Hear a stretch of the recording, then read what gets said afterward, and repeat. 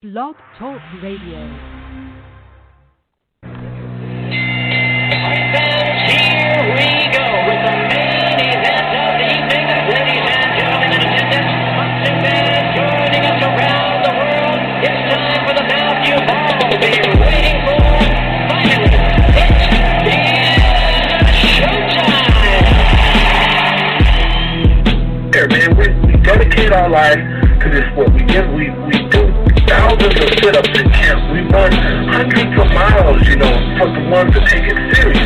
And we just dedicate ourselves fully to our craft, man. We watch tape.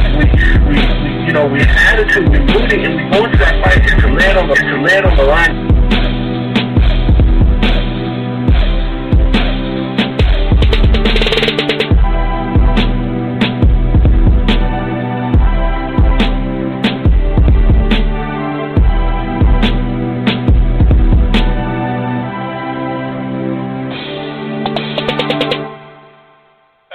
Boxing fans, this is the Rope-A-Dope Radio Podcast. I am your host, Chris Carlson. We are live. As you can hear the blog talk, I don't know if you heard that. I'm having a little weird issue. I'm just checking really quick to make sure everything's going okay. Yeah, it looks like we're good. Okay, I had to call the number really quick. I haven't gotten the text messages back just yet. Anyway, we are back. I have a weird start. I apologize. Welcome to the show. I'm your host, Chris Carlson, yada, yada, yada, all that good stuff. We have ourselves a good show for tonight. We do have Jake Donovan, the senior writer from Boxingscene. We've been trying to kind of connect here. Our schedules aren't quite lining up. We're going to have him to talk about, in a sense, boxing's return. Of course, it returned in June and July on a different level. August, basically since August, it stepped way up, and this weekend is part of it, man. Lomachenko versus Lopez. Vasilia Lomachenko versus Teofimo Lopez for the undisputed 135 lineal title. Not who cares what the WBC says about the franchise stuff. Now the franchise title's gonna be there. I don't care about all that. It is a great fight. One unbeaten fighter, one guy that hasn't lost since his second fight. Really looking forward to this fight, man. This is a hell of a fight, and like I said, I just can't wait to see these two in the ring Saturday night. I was checking the guide. A couple of days ago, I checked the guide and the TV guide. That kind of sounds, I'm not in my 20s, but that makes me sound old. Like, I was going through the TV guide, but when you're on your screen for your cable, you're checking your guide. And a handful of days ago, they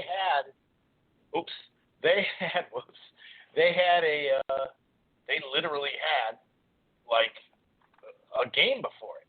Oh, I didn't realize it was scanning right there. Whoops. So they had a game lined up for it, before it, like a leading game, just like last week with Navarrete and Villa, how they had a game that led into the broadcast and whatnot. So I went back there, and now it's like a 3-hour slot of almost like a highlight show. It's kind of weird. It's like a college game day scorecard, which is a show.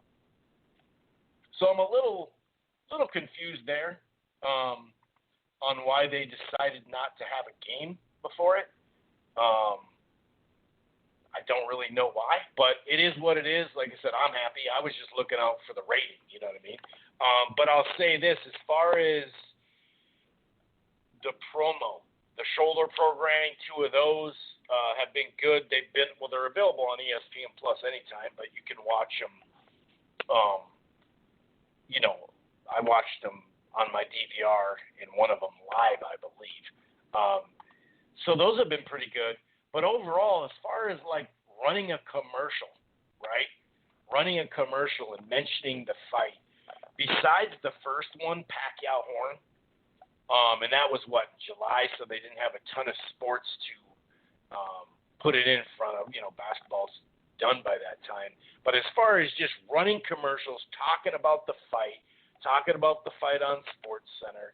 I was listening to Jalen and Jacoby. They mentioned it. You know what I mean? So this is their most far out promotion that I think I've seen from them. As far as 2 weeks ago, I started seeing ads during baseball games, during basketball games. Not just during the broadcast, but other stuff, SportsCenter.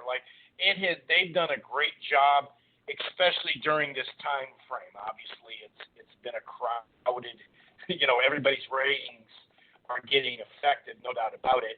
And obviously, there is a tough game. The whole card's going against Alabama and Georgia on CBS, but as long as that thing doesn't go into some crazy overtime, you'd assume that Lopez will be in the ring after that game is done. And then sometimes when people are out and about or they're done watching a football game, they'll go to SportsCenter to get it kind of a wrap for the day, and that's where they could actually run right into. That's what I'm hoping anyway, since there's not really a good lead-in like I was anticipating. I didn't think it'd be a great lead-in, but based off it was scheduled, a game was scheduled, so it's kind of weird. They have a 3-hour slot, though, so it sounds like the whole undercard's going to be shown. So we'll see how that moves and whatnot. But I'm just excited, man. Fight week is here. We got a variety of folks coming on. John's going to come back. Like I said, Donovan is supposed to call in here soon. So there's a variety of folks that we're going to talk to. I see several folks that I haven't actually. A couple of them I've seen that just popped in. So we got some. Obviously, when people are pumped for a fight, there usually is some new folks around. But anyway, yeah, we're definitely going to predict this fight. It's close to a 50-50 fight. I know the betting odds don't say that at all. They have him, and I say him, Teofimo, like a plus 300 and up. I guess I've seen him at 275 or 250, but I've also seen him at 350. And 3-1 odds. Even if you don't think Teofimo's going to win this fight, if you are a fellow, degenerate like myself, and I mean that in a great way, you got to put a little bit of scratch down on him just for the sake of it. You can back your bet ups. You can, you can make personal bets with people. If you think Loma's going to win, that's great. But I think it's a mistake not to throw something on Teofimo if you're already a betting person, of course. I'm not trying to say go out there and put your mortgage on it, It's just you're not going to get Teofimo at this kind of number. If he wins this fight, you're never going to get this unless he faces like a welterweight, in a couple of years or something, maybe. But you're not going to get him as an underdog at plus 300 and above, maybe ever. Especially, like I said, if he wins this fight. But even if it's a tight fight and he shows up, he still probably won't be like this. So we are going to preview and predict that, no doubt about it. We are going to talk about that. And there is some other fight news out there. We will get to some of the recap. Not a whole lot to recap from last week, but Emmanuel Navarrete really put on a nice performance over Villa, especially the first half of the fight, man. He was really doing his thing. He's just got that awkward style. And when it gets going, it takes a little while. And don't get me wrong, he gets off balance and all that. He misses horribly. But once he gets his engine running, he finds a way, awkwardly, from a distance, an uppercut that's coming from left field. But then again, if you have such a reach, maybe it's not as, crazy to throw something that far away because the other guy can't hit you because you're actually standing far enough so he can't get you, but you're what is like a welterweight reach at 126. It's crazy, man. It is fun to watch him, though. And that size, man, it's interesting, that's for sure. So we'll talk about that. We'll talk a little bit about the undercard as well. Evols Rodriguez, Truck Simpson, Little bit of that show box. Those first two fights, though, nothing much in there. But we did get something out of the main event. Not a whole lot, though, if in the way of competitiveness. And then we'll look at some of the other stuff on the undercard. Barbosa is on the undercard. So we got some undercard fights to talk about. Obviously, Loma and Teofimo will take up most of our time. But there is some fight news. Tyson Fury, we talked about how December 19th, last week, we talked about how December 19th wasn't going to work. It just wasn't going to work. Now that the Big Ten, the last couple of weeks, the Big Ten got their shit together, and they basically met halfway with Illinois and Michigan. That's who were actually holding them back. And they're having daily tests. They're doing a bunch of stuff, right? So then the Pac-12 is back too. Not this weekend, but next weekend is when the Big Ten returns. December 19th is just jam-packed. Bunch of national conference championships in NFL games. So Fox and ESPN said we can't do that, dude. It just doesn't make sense. Here's two dates, one in January, one in February, which probably make more sense anyway if you look at it, because then you can, have the commercials run during, that stuff, the NFL playoffs, as long as we get there, right? The way the NFL is going lately, we don't know. But anyway, but Tyson Fury's moving on. They had the extension from the July date, October, December. He basically says, hey, I was willing to do December 19th, but I'm not willing to wait till January and February. I'm out.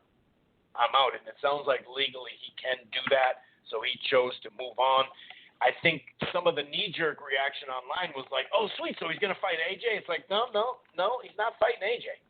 He's fighting somebody else, then fighting AJ, which financially, I doubt he's making as much money in this fight than he is with Wilder. So, I mean, it's always dangerous being in there with Wilder. So why not get to that Joshua fight? He did hold out for a while, but it's his decision. I've heard a lot of people saying, oh, Top Rank's trying to get out of it. It sounds like it was Fury's decision. I've heard the other side where, Wilder's team dropped the ball. Well, they've already extended it. And to extend it again, you have to agree. Both sides have to agree. Clearly, Tyson Fury's not agreeing to extend it. So they did get, Arum even said in multiple interviews now that he did go back and say, hey, we can do it in January, February. He decided to move on. So we'll talk a little bit about that. Who's he going to fight? Is it going to be some just pushover? Is it going to be a quality fighter? Because he was going to have to fight Wilder anyway, before his next fight. So we'll talk a little bit about that. But basically, the rematch clause expired, on the contract. So it is what it is. Andy Ruiz is now starting camp, but yet we heard that he was going to fight in November. The comeback fight was a fun TV fight. Ruiz Arreola, and then Ortiz was going to be on the undercard, and then they were going to fight. They were going to kind of pump that fight up that way, let them both get a fight underneath them. They're both coming off losses, and I thought Arreola Ruiz is like casually on Fox. I think that's actually the casual fans that like that fight, but now all of a sudden he's not, and Ruiz says, well, I'm just starting camp, and I'm fighting at the beginning of next year now. And we even heard maybe Ruiz and Arreola was going to be a co-feature on an undercard. So it's like, wait a second, Ruiz, what do you mean? He's like, well, I've been training a little bit, but now I'm getting into camp and talking about having to lose weight, and it's like, dude, what have you been doing? So that's kind of disappointing, to say the least. But we'll get into that in just a little bit. There's others. Speaking of training, Kell Brook right now has been kind of training himself, so to speak. Dominic Engel, his trainer, was basically like, hey, dude, you're not going to tell me what to do as far as how we're going to shape the camp. This is the camp. You have to go by it. It's kind of strange. Kind of strange what's going on there. I only bring it up because, well, first of all, doesn't have his normal trainer. And second of all, we know 147 is super hard for him to make. I mean, it was 3 years ago. Remember, that's why he moved to 154. So I don't know how I feel about that one, man. That one's a little tricky. But we'll see. We'll see. Anyway, let me just see something here. All right. So I don't know. So we'll talk a little bit about that, like I said. And a couple other news items that we'll get to. Maybe a couple of funny little segments, with the boxing Twitter thing. But real quick, if this is your first time listening to the Rope-A-Dope Radio podcast, welcome. It streams live right here on blogtalkradio.com/Rope-A-Dope Radio. It streams live at Archives. It's basically the headquarters. Of course, you don't have to go to Blog Talk and download the show there or listen to it in the browser. You can find the Rope-A-Dope Radio podcast at Apple Podcast, iHeartRadio, Player FM, TuneIn, Stitcher, really across the board. We're also part of the Grueling True Sports Podcast Network, which can be found everywhere, including Spotify. While you're at it, why don't you head on over to thegruelingtruth.com. It's boxing, of course. It's football. It's baseball. It's basketball. It's everything in between. That's thegruelingtruth.com. And one more thing, if you're thinking about cutting the cord or you have and you're not quite happy, I got something for you. It's called AT&T TV Now. It's live streaming cable. They do have the 7-day free trial. There's no annual contract. You can stream it anywhere. They have the cloud DVR. The plans start as low as $55 a month. And right now, if you sign up, 30-day free trial of HBO Max. Here's another layer. Then we'll get to boxing. The Max package, if you sign up for that, already includes HBO Max, plus 1 free month of Showtime. That's AT&T TV Now. Like I said, live streaming cable. Okay. I'm going to go ahead and bring in, let me see here. I'm going to bring in John. We had him on a couple of weeks ago. I actually see that the switchboard is filling up here. No surprise on a fight night like this, but I'm actually seeing, 310 and Wood and a couple other folks that are going to jump in here too. Sweet. All right. I'm going to go ahead and bring in John into the fold. All right, let's bring it in. You're live on Rope-A-Dope Radio. What's going on, John? How the hell are you? Nice to have you back, man. Hey, Chris. Great to be here on a big fight week.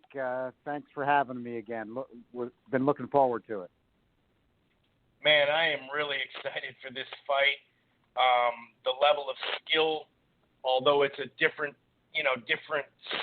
fight style. One likes to kind of sit back and counter, or they both like to do traps, set traps and whatnot. But one's busier with Loma. One's trying to counter punch you and knock you out in a sense. With Teofimo, it's just a whole lot of skill in the ring. Before we get to that fight, though, because like I said, I'm looking at Teofimo as a plus 300 plus that. I've seen him at 352. It's hard for me not to at least, even if you don't think he's going to win, just to take a flyer out on that one. But before we get into that, like I mentioned, I want to get your take on the Emmanuel Navarrete and Ruben Villa fight last week. The first probably 4 out of 5 rounds, Navarrete was very dominant. He scored knockdowns. He was, the left hook, he was timing, uppercut. We know he throws the uppercut from so far out, and some of his shots he's just leaping at you, and he misses really bad. He gets himself off balance. Sometimes he's so off balance that he's not even near the guy, so I guess he's not in a whole lot of danger. He's kind of a funky style to figure out, but that 72-inch reach or whatever it is at 126 is just crazy. So sometimes when you have these punches from so far away, like I mentioned earlier, it's hard to say, God, what are you doing? But then again, if the other guy is out of range to punch you, maybe it's not as big as a mistake. He's kind of a fun fighter to watch as he's, gone up the ranks. He hasn't really fought a bunch of guys. That's the problem. We don't know if he can get exploited. Villa, in the second half of the fight, did some of that. But what do you think of the performance from both guys? And then Navarrete now at 126 with that size, the work rate, and the awkwardness is at least a handful, right? Oh, yeah, Chris. Actually, I'm more in the camp of where you said that I saw a lot of people after the fight, I thought we're overestimating Navarrete missing a few punches here and there with a guy that really didn't want to engage at all. I thought the scoring of the fight was absolutely bizarre. I thought Navarrete dominated the fight. He scored 2 knockdowns. Villa hardly threw any power punches the entire night, including in the second half of the fight. So, you know, Navarrete was basically in with a guy who even Villa, when he's been in with overmatched opponents, he's not somebody looking to engage. And, you know, the idea of the sport is to hit and not get hit. But, you know, he's one of those guys, and I thought that going in, that takes it to too much of an extreme. You know, he's got a very low KO percentage for a guy on the way up, you know, who had a top amateur background, and he's fighting overmatched guys. So, you know, that to me is a red flag. And you know, he really wasn't doing anything, especially in the first half, like you said. And then, you know, Navarrete dropped him with some good shots. I think Navarrete, to me, is pretty much near the top of the featherweight division. And, you know, I've had that debate with some people since the fight where, you know, it's consensus. Of course, he's top 10, but I put him near the top. You know, Top Rank has the deal where, you know, they've got the co-promotional deal with the Frank Warren guys, and Frank Warren had Warrington, but then Warrington went back to Matchroom. You know, I don't think Warrington would want any part of Navarrete, or that a lot of people are going to want any part of him. He's on a really good run. You know, like you said, before he fought Dog Bay, hadn't really fought that high of opposition, but he's been on a good run. And, you know, I thought he looked great in those fights, and he's looked good in all the fights since, I think. So I think he's definitely a guy that's already at the top of the division, and it's really just a question with guys like Stevenson and Santa Cruz probably leaving the weight. And, you know, we don't know what Gary Russell's going to do, and he's with PBC anyway. It's just a question to me whether or not Navarrete is going to end up being the number one guy there or not. I think he's certainly a threat too, and I just didn't think he had any problems, you know, last Saturday night. I thought he dominated the fight, and to me, he's a streaking guy, good, and is really dominating fights, and he's continuing to do so. Like you said, he's a handful, and I think he's at a point right now where he's peaking. He's still only, I think, 25 years old. He's really a guy at his peak for a lower weight class like that. I think he's going to be tough to stop right now. Yeah, and I agree. I had it like 8-4, 9-3, and I was still on the I'm not sure 8-4, but 2 6-6 round or 6-6 scorecards. Like really 6-6. Even the 7-5 didn't seem all that correct. I was pretty much shaken. I didn't know. It's not like Navarrete's not with Top Rank. You know what I mean? So that it threw me off. The scorecard. You're right. The scorecard is definitely. Yeah, no, I'll even give the judges, the longer I watch boxing and the more you think about how people are subjective and they look at different things, actually the more time's gone on, I'm even willing to give more slack than most boxing fans where, you know, two people could look at the same round and kind of see it differently, a lot of times legitimately, especially when there's not much to choose from. So a lot of those fights, I'll look at it that way and say, yeah, people say this card's outrageous, but if you're not really just looking to alternate rounds, giving one to one guy and then changing and giving the next close round to the next guy, which I think a lot of people do, but they don't admit it, you know, then you could see how some of these scores might come out. But I couldn't see it in this one. In other words, to me, what was even extra outrageous about it, Chris, was I just didn't see, like, in other words, I didn't see 6 rounds in this fight where a reasonable judge or a reasonable fan even could say, well, I'm not sure if Villa or Navarrete won that round. So I just, and plus there were 2 knockdowns in the fight. So really was a very, very odd one to me in terms of the scorecards. Yeah, that was kind of interesting. Now we didn't learn a whole lot about Elvis Rodriguez or anybody much on the card. I guess we could say Truck Simpson did get some rounds in. He didn't look particularly great. I didn't think he looked bad, but he had some work there. The first couple of fights were really easy. Brandon Lee, the quick knockout and whatnot. Not much to go into either of the first two showbox cards. Charles Conwell is a prospect that's starting to get a little noise, making a little bit of noise anyway. What did you think of his performance? He didn't really, lose any rounds. I thought he went to the body pretty well. He was using his jab, but some few uppercuts and whatnot. But to me, it took a little while for him to get his engine going and actually kind of show something. I just didn't see a whole lot in that fight. Do you think it was just a style, or that just part of a prospect on the rise? You're not going to look great every time out. Yeah, I think it was a combination. He'd been really impressive to me going up to this fight, and he's got a really good amateur pedigree. I think it was a combination in this fight of he's coming off the Patrick Day tragedy, and that's it's going to affect any human being, even a professional prize fighter. So he's coming back from that, and I think that was a factor. And then, quite frankly, it's professional boxing, and everybody's taking a risk. That's understood. You still have to evaluate what you see of performances in the ring, and he was really, to me, he was in with a guy that really didn't want to fight.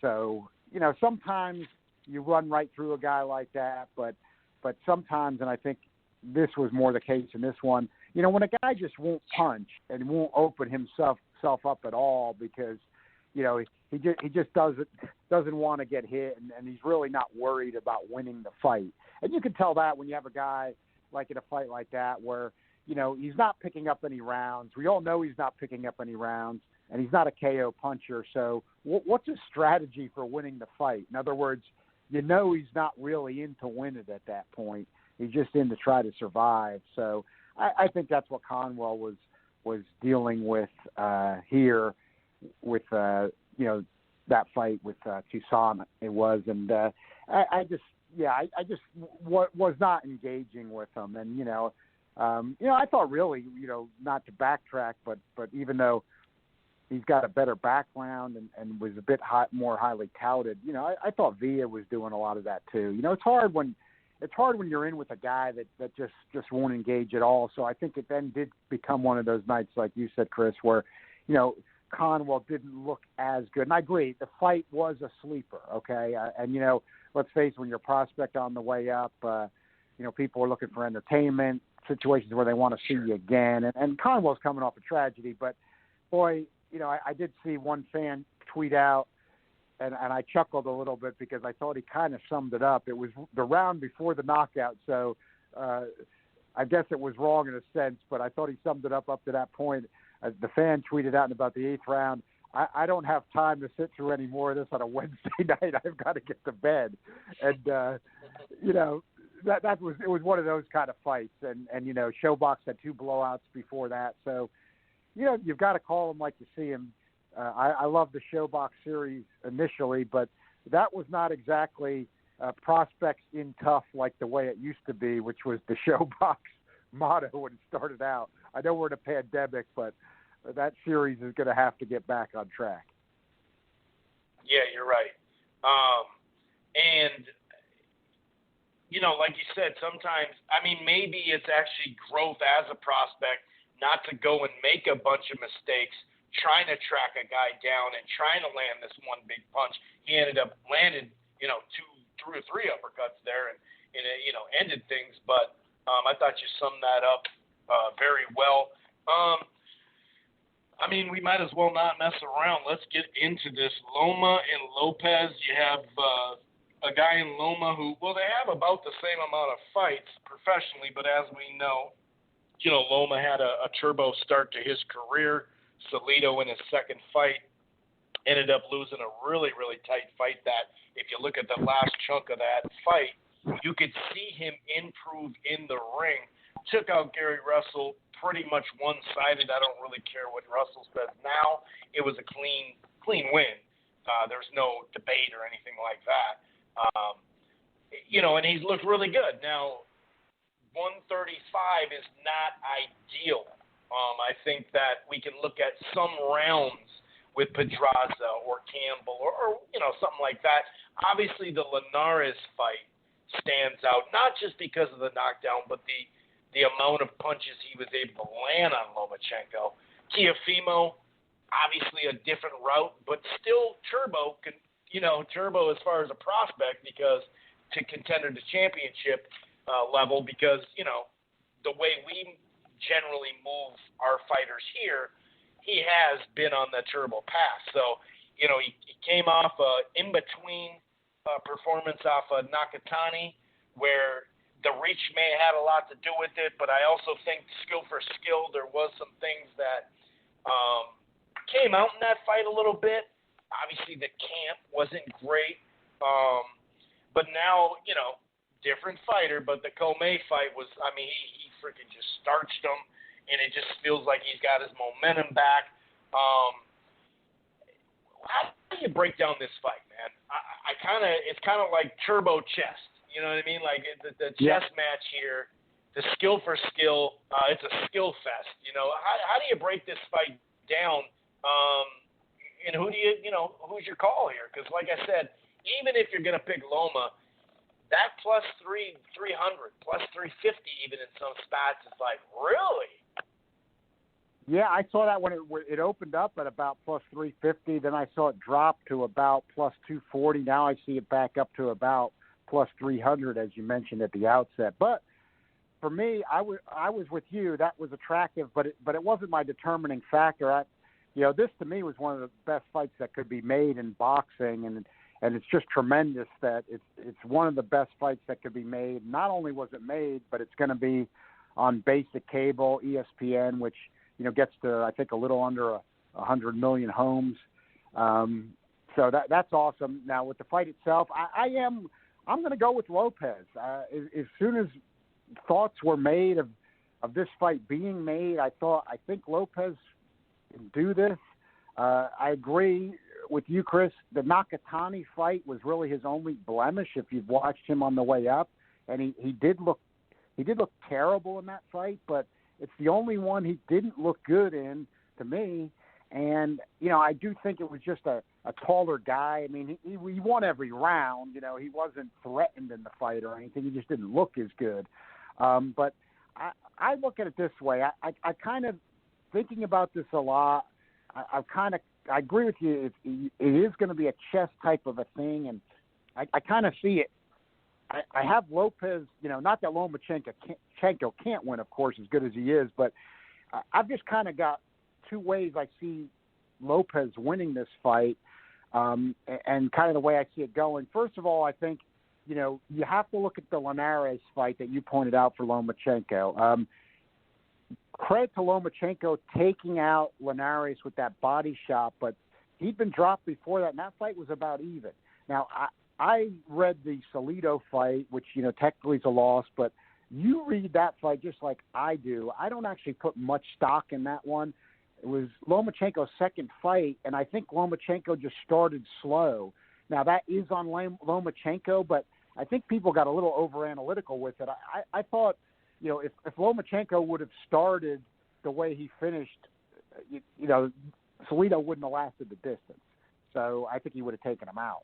So, and it was only his second pro fight. So I don't put that much stock in that one. But looking at that Linares fight, he didn't get Pedraza out of there. You don't want to be too critical, but again, Pedraza, hey, Tank Davis blasted him out. Let's face it, and that was at 130 pounds. That's something that made a little note of there. I thought Lomachenko did a good job just trying to hunt Campbell down and get him out of there. I thought, and Andre Ward said the same thing during that fight. I was glad Andre Ward had the guts as a commentator to say it. Of course, he's a former great fighter, but Campbell wasn't in that to win it.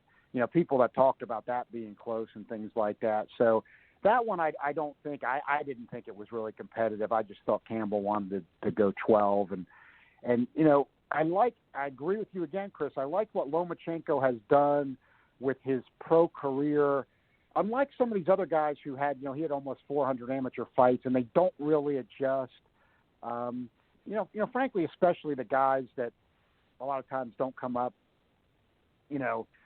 in the United States or Mexico, where they're expecting pros to bang people out of there. Sometimes some of these guys, see it sometimes with some of the Cubans and some of the guys in the former Soviet blocs, not all, of course, but you'll see them kind of sometimes revert back to some of their amateur style. And why I'm alluding to that is I do think that Teofimo Lopez, with the youth, the good solid size for the weight class, the boxing skill and the power, I credit Vasyl Lomachenko for how he's developed in his pro career, going to the body, hunting down some of these guys that were a little bit intimidated of him and didn't want to engage, and then getting stoppages. I really credit him for that. He's made a good adjustment, but I don't think he's going to do that here. I've seen some people say that. In other words, I don't think you're going to see even the Vasily Lomachenko who took Linares out with a body shot after being down. I don't think you're going to see that against Lopez. I see some people talking that way. I think there's going to be too much speed and power here for a 32-year-old Lomachenko that's been off for over a year. I don't mean that in the sense that he's going to not be it's not going to be a tight fight or he's going to get blown out or something like that. But I mean, I think you're going to see the amateur Lomachenko come back. I think you're going to see some of this stuff of, flicking jabs and not really engaging. One criticism I still have of Lomachenko, where you see the amateur part, which, remember, he was coming up from the counting punches era of the amateurs, which was terrible, for all countries, all of amateur boxing, where, they were just counting the punches. They've gotten rid of that. It was a horrible system. But, a lot of those guys that had a lot of amateur fights under that counting the punches system, they want to jab out there, and then they want to jump away and not get hit, because it was always the, score a point and then don't let the guy score on you. And some of them, they get out of it as pros, but then in tougher fights with tougher opponents, sometimes it'll come back. I just think you're going to see some of that come back with Lomachenko. I think Lopez, with the speed and power, you're just not going to want to engage a guy like that. So I actually, as much as I'm looking forward to it, I see the possibility that, the fight could be dull with Lomachenko wanting to be perfect, not wanting to engage. I mean, Lomachenko tries to be perfect anyway a lot of times, even against lesser opponents. I think he's really going to do it against Lopez, where unless he really feels he's got an opening, he's not going to throw. And I think, he's defensively so good, he's not going to be easy for Lopez to hunt down. So I could see a lot of rounds where Lopez is pursuing, maybe having semi-effective aggression enough that I would give him rounds. Maybe some people who like the flicking the jab out and the defense might not. But I think Lopez could have a shot at catching him along the way, just with his speed and power. I'm not going to predict that he'll definitely catch him along the way, but I think he pursues enough and he's got more offense where he either gets a decision or maybe he catches him along the way. And I just don't think you're going to see a Lomachenko that engages enough. And I think I could see maybe this decision even being controversial. So that's kind of the way I see it going. Yeah, this is going to be interesting. Man, I'm really looking forward to it. I'll say this, though. My thing with Teofimo is work rate in scoring, the ability to score points to win rounds throughout rather than, and I'm not saying all he does is look for one punch, because he doesn't. He can jab to the stomach really well. He can use jab in general. He can go in and out or whatever. But to me, and obviously, if Loma does have his footwork and he's coming forward, not if he has it, but if he's going to come forward with it and use angles and all that, maybe that helps out Teofimo, to set a trap and counter and all that. I guess that's my only problem is we know the rapid fire, like you said, pity pat, whatever you want to call it, scoring rounds, scoring points to win rounds. I wonder if that's going to be an issue with Teofimo, and he can't get caught up in that one big punch. I mean, that's kind of my biggest thing. I don't know. And we haven't seen, like, how good are Teofimo's feet. There hasn't been a bunch of fights that we've seen that. I'm just kind of in between. I'm still kind of on the fence. I am leaning Loma. I'm going to give my prediction a little bit later, but I'm really excited about this fight, man. And if Teofimo wins this fight, especially how some people think he can and probably will if he does win, I mean, this guy could really start to bring in a casual boxing fan. Yeah, it'll be a boxing superstar making performance, especially with the platform he's got. You know, I have some of the concerns you did, Chris, and I think what I'm looking at in this fight is I think that a lot of those problems, and I don't mean that he's going to be by any stretch of the imagination. I don't see a scenario where he's going to be, you know, landing at will on somebody as good defensively as Lomachenko or anything like that. But I think just with his, you know, he's a young guy with the youth speed and the power. In other words, he's not just fast. He's got the speed and the power, and I think Lomachenko won't be an easy guy to hunt down. But I think that just with that speed and power combo, that he's going to be able to get Lomachenko not throwing as much, and you know, he may not be landing clean, that type of thing, but has that speed to move his hands and maybe, you know, and I think he will be able to, you know, close rounds, but pick up some rounds, and again, don't want to be misunderstood here.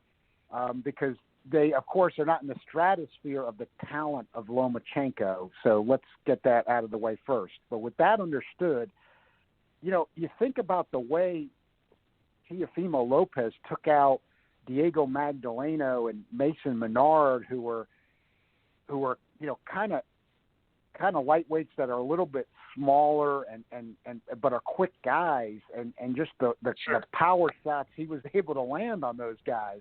Again, with my preface understood about they're not in the same stratosphere as Lomachenko's level of talent, but, you know, Menard, he did have a loss to a guy with a losing record earlier in his career by KO, so you've got to look at that. But he did have a very good amateur background, was in the U.S. Olympic trials, and you know, Magdaleno, also a very good background. And again, I'm not saying these guys are in Lomachenko's stratosphere, but just their size and they're pretty quick guys, and just the way Lopez was able to detonate on him. Because I do agree that some of the people who are backing Lomachenko say, I think this is correct, even though Comey's a tough guy. Style-wise, you know, the Lopez KO of Comey, except the fact that he's got that kind of power, I agree, doesn't really mean all that much. But that's when you go back and you look at some of these other guys and you say, you know, Lopez has been able to get those power shots in. Again, just the Nakatani fight was the only one he didn't. I mean, that's the only one there. He just didn't look good. I agree with you. I think it might have been just a taller guy. But, you know, if you're a Lopez detractor, you can look at that. But I look at that Menard and that Magdaleno fight, and I think that's where I think along the way Lopez might be able to catch him with something big. Sure. And as far as size, clearly Lopez is much bigger. We saw in that hype video him saying, look at how much he's 3 times as big as me and all that. And I've heard some credible people go into the Salido fight and kind of conjuring up a theory that it's going to be the bigger guy. And it's a bigger puncher than, you know, at 135 than Loma with Teofimo, of course. But to me, like, is it just getting hit with that many big shots, that many powerful counter shots, maybe shots that he doesn't see coming? Is that just the size that way? Because I just don't see Lopez all of a sudden coming forward, leading with his head, grinding out some, you know, oh, here's an elbow, take that with you type fight. It's not like he's going to be leaning on Lomachenko. You know what I mean? That doesn't really look like that's Teofimo's style either. So you think just the size play into it just because, you know, I mean, Teofimo said himself that he's going to be at 145 140 before we know it. I think it plays into it slightly, but I think people are overrating it. I think there is Loma. I mean, Lopez is an inch taller, and that matters, you know. But I think that's a bit overrated. I think that, you know, if Lomachenko does lose, the Lomachenko fans or the Lomachenko backers are immediately going to say size, and I don't think it'll be that simple. What I always say with that is, and you know, really you don't hear this enough. I mean, Lomachenko fought 132 pounds in the amateurs, so you know, Sure. I mean, it's a 3 pound difference, and people get so crazy about this weight stuff. I mean, he's fighting 3 pounds over, you know, where he finished out at the amateurs. I mean, he's not fighting at welterweight. I mean, so, you know, I think people immediately go to that. I do consider Lopez the bigger guy in this fight. Again, just for the simple fact he is a taller guy. But I think people are making too much of that, you know, and I agree with what you're saying there. I don't see it. I don't see the Salido fight having much relevance. I'm looking at the Linares fight, though, with Lomachenko has some relevance. And again, people say, oh, well, Loma's at a lightweight now. Linares was a featherweight. I mean, people get so caught up in this weight stuff. I mean, you know, when it's not there. So, you know, Linares was a guy that you know, fought as a featherweight. So where was the big, you know, again, he's a taller guy than Lomachenko, but it wasn't the fact like people get into that, well, I don't like Lomachenko as a lightweight. Well, you know, he's fighting 3 pounds over where he was at the amateurs. I mean, I think if Lopez wins this fight, it's not going to be simply a size thing like people will say. Now, Lomachenko is 32 years old. You know, for a lighter weight fighter, that is starting to get there. I mean, if you want to talk about a 32-year-old guy who's been off over a year, yeah, I am looking at that, and you know, I do consider Lopez a little bit bigger, but I think people shouldn't just go to the size analysis too easily and say it's all about that. Well, there you have it. Our first prediction for Teofimo Lopez. And is it via knockout or clean decision or majority decision, maybe split? What are we thinking here? I got to admit, I'm hedging a little bit on that one, Chris. I don't like to do it, but sometimes when the analysis you have to. I mean, as the fight's gotten when the fight was first signed, Tuesday I thought, too, so I mean, when the fight was first signed, I thought that, you know, and weigh-ins do matter in these things just in terms of sometimes what kind of condition somebody's in. So we've seen that enough that you don't want to ignore that factor. You don't want to go solely on that, but like what I'm saying is we'll make up a scenario, but we know in boxing it can happen. If Lopez is 140 the day before the fight and he's got to lose 5 pounds or something like that, you know, we can't ignore those factors. And boxing can be crazy, or if even Lomachenko did that, you couldn't ignore it. So, but, you know, Lopez would be more known for that. He's supposed to be walking around heavier. So, but I as the fight's gotten closer, I kind of started thinking, you know, Lomachenko might just be a little too skilled for Lopez to get him out of there. And that would be more my scenario where it's not that exciting of a fight, but that Lopez, but there's suspense there, just wondering what might happen. And maybe Lopez just brings enough that he's got Lomachenko not throwing as much, and there's a lot of tight rounds, and you know, he ekes away a decision that maybe some people that like Lomachenko style are thinking that he won the fight.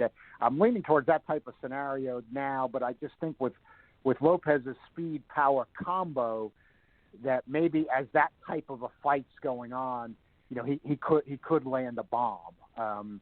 So I'm leaning with the decision, but I don't think it's out of the question that Lopez could land a bomb along the way. And let me just say, to give, you know, depth to the analysis, you know, you can always be wrong, but I don't see a scenario of a Lomachenko KO. I don't see that in this fight because I just don't think that he would commit enough with the power and the speed that Lopez has to do that. And, you know, Lomachenko's shown some power, but I don't think he's gonna be throwing those kind of shots at Lopez in this fight. So that scenario I don't see. Sure. Well, that's great analysis per usual. Hopefully we can get you back on to kind of do the post-fight stuff next week. I appreciate you stopping in, John. You have yourself a good night, man. All right, thanks a lot, Chris. Looking forward to it next Yes, time. sir. Appreciate it. Yes, sir. Have a good one. Have a good night. Yeah, you too. Appreciate it. I'll tell you what, man.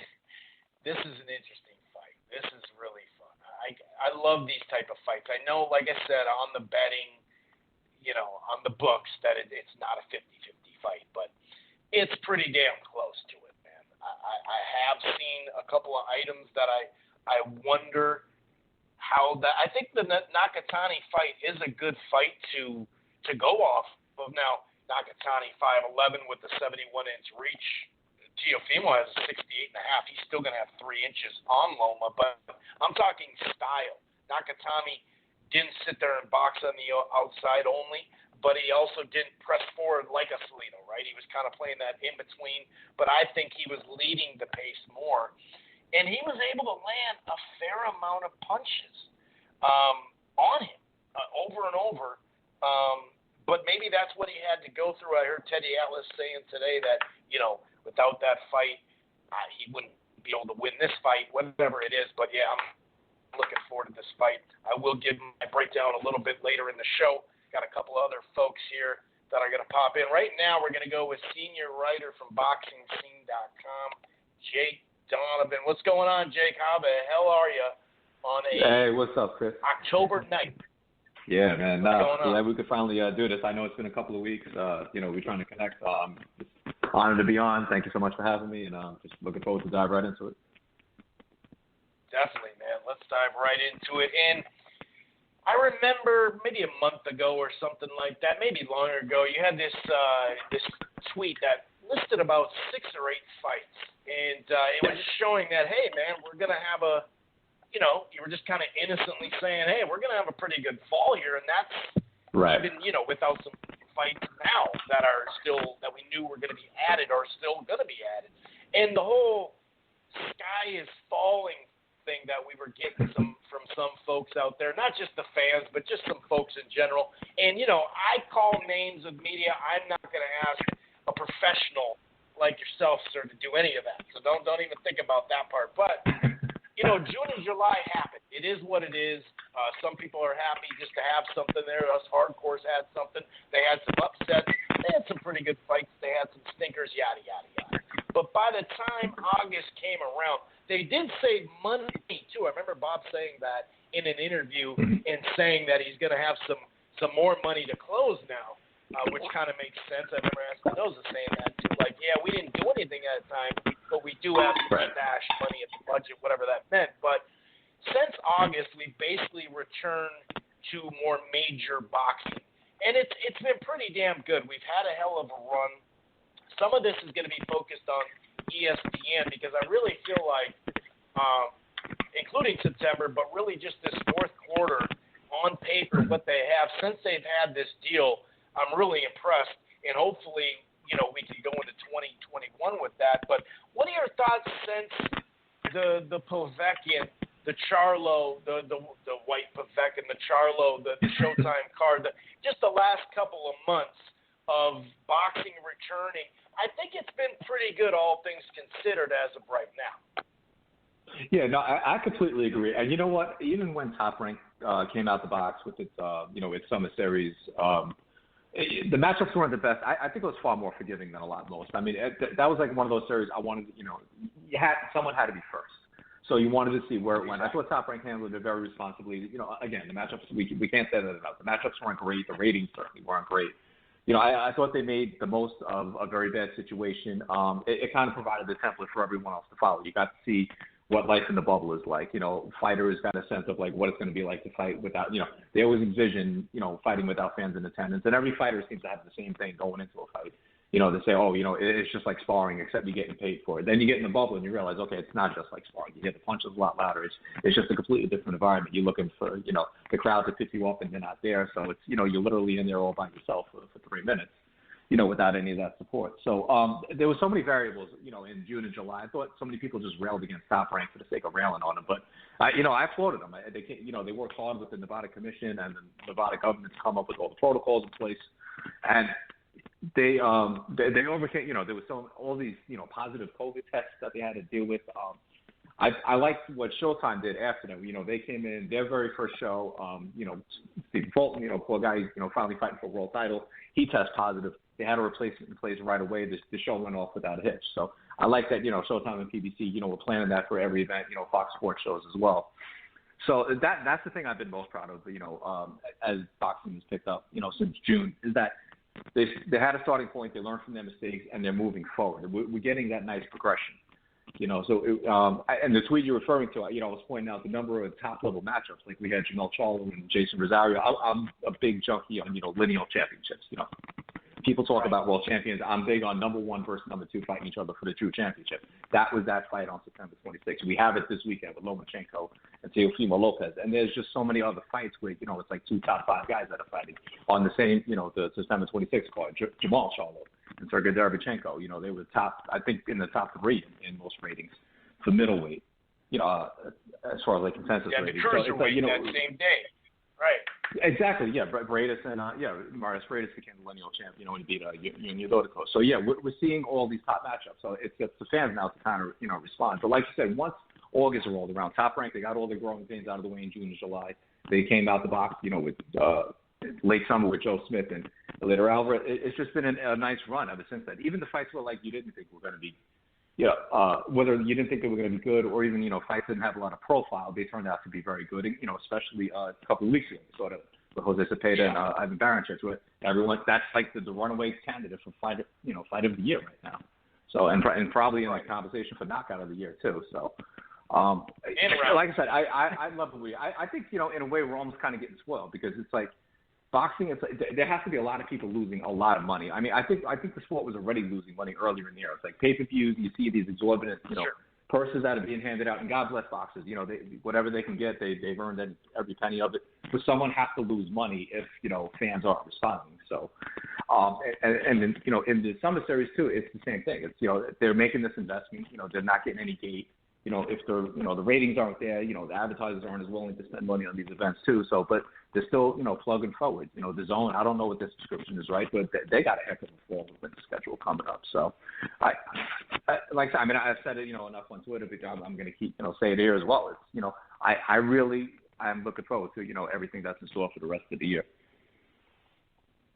Yeah, me too. And even the last couple of years, people, because Spence and Crawford doesn't get made, or because Wilder and AJ didn't get made, although we got 2 fights with Wilder and Fury, 2 fights with Ortiz, so they'll pick 1 or 2 fights, and yes, of course we want those fights, but let's not just put them all in that basket. We've had a ton of unifications. We'd have a ton of just great fights over the last couple of years than what we were getting. And not only that, Jake, but the mid-level fight, that is getting way more attention than it used to. We did the prospect, trying to move into a contender or whatnot, but I think the mid-level, maybe a 7th guy against the 8th or 4th against the 10th that gives a good fight or whatever. I think that just the sheer amount of – there's too much boxing out. We know that. There's too many days. We get that.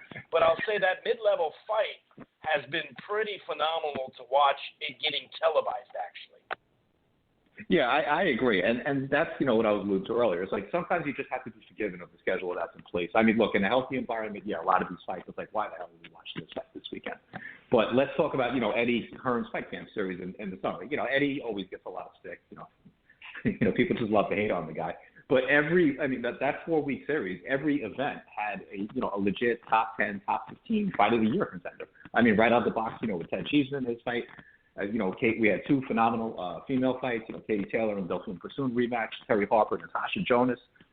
Povetkin, White. I mean, that's an ending that nobody is going to forget for a long time. Even with Cepeda Baranchez, surpassing them in the fight of the year race. It's like those 2 are the best knockouts. And I still remember. Alexander Povetkin rallying and just, the way he flattened Dillian White. And, now they're going to get to do it all over again if the British boxing board allows it. So it's like you get those hidden gems sometimes where you don't expect it. So and sometimes, the fights we look so forward to, it's like Bradis Dordicos, for example. We waited literally a year for this fight to happen. And, it wasn't quite, the all-out war that we wanted. It was, some people they thought it was a boring fight. I thought it was a good tactical fight, which was what we didn't expect. But, sometimes the fight is like you want this fight, then you finally get the fight. It's like, oh, man, this fight didn't live up to my expectations. So sometimes you just need to sit back, tune in, and, sometimes the sport is just going to surprise you. Again, keep going back to Zepeda and Baranchyk. It was just, most people look at, two top 10 guys at 140, but by no means the best. I mean, we already know that Jose Ramirez and Josh Taylor are the best, but look at this fight. Jose Ramirez's fight with Victor Postol. That was, a unified champ against a legit top 5 contender, a former champ. It wasn't the greatest fight, and even had not everybody, quite agreed with. I thought Ramirez won. Not everybody quite agreed with the decision, especially, any wide scoring in that fight. Josh Taylor had a complete walkover. So that like you said, you need those mid-level fights sometimes to kind of, bridge the gap. My ride or die part, Raging Dave, she always talks about, boxing needs that middle class. The club show circuit. You need those, the promoter, to fill the gaps. It can't just be top heavy all the time because, if you get all these big fights, then it's like, okay, what do we have to look forward to in the future? Sometimes you need that, momentum to go. So I feel like a lot of the fights we're getting now, it actually is building towards something bigger in the future, which hopefully if we get healthier, in the ring and, in the world in 2021, we will start to see, some of these bigger fights. In the meantime, I really like what we have, to kind of hold the line. Yeah, exactly. And I like how you said that. Before it was like the big fight or whatever, some kind of stay busy highlight reel knockout to get to a big fight. Now we're actually having it to where you can kind of see ever since the money went up that I think the promoters and matchmakers are like, all right, dude, let's just put these two dudes in the ring and they can move on. Right. Whoever wins that, they can move on. So it's creating a better competitive fight. And I try to tell people, once a random casual is tuning in, they don't know but 3 or 4 fighters anyway. So why not have it competitive? You know what I mean? Yeah. Yeah, no, I agree. And then, I'm even thinking of, the last FS1 card that we saw. I think it was the last one. Right. Mark Magsayo. He was match tough. It's, everyone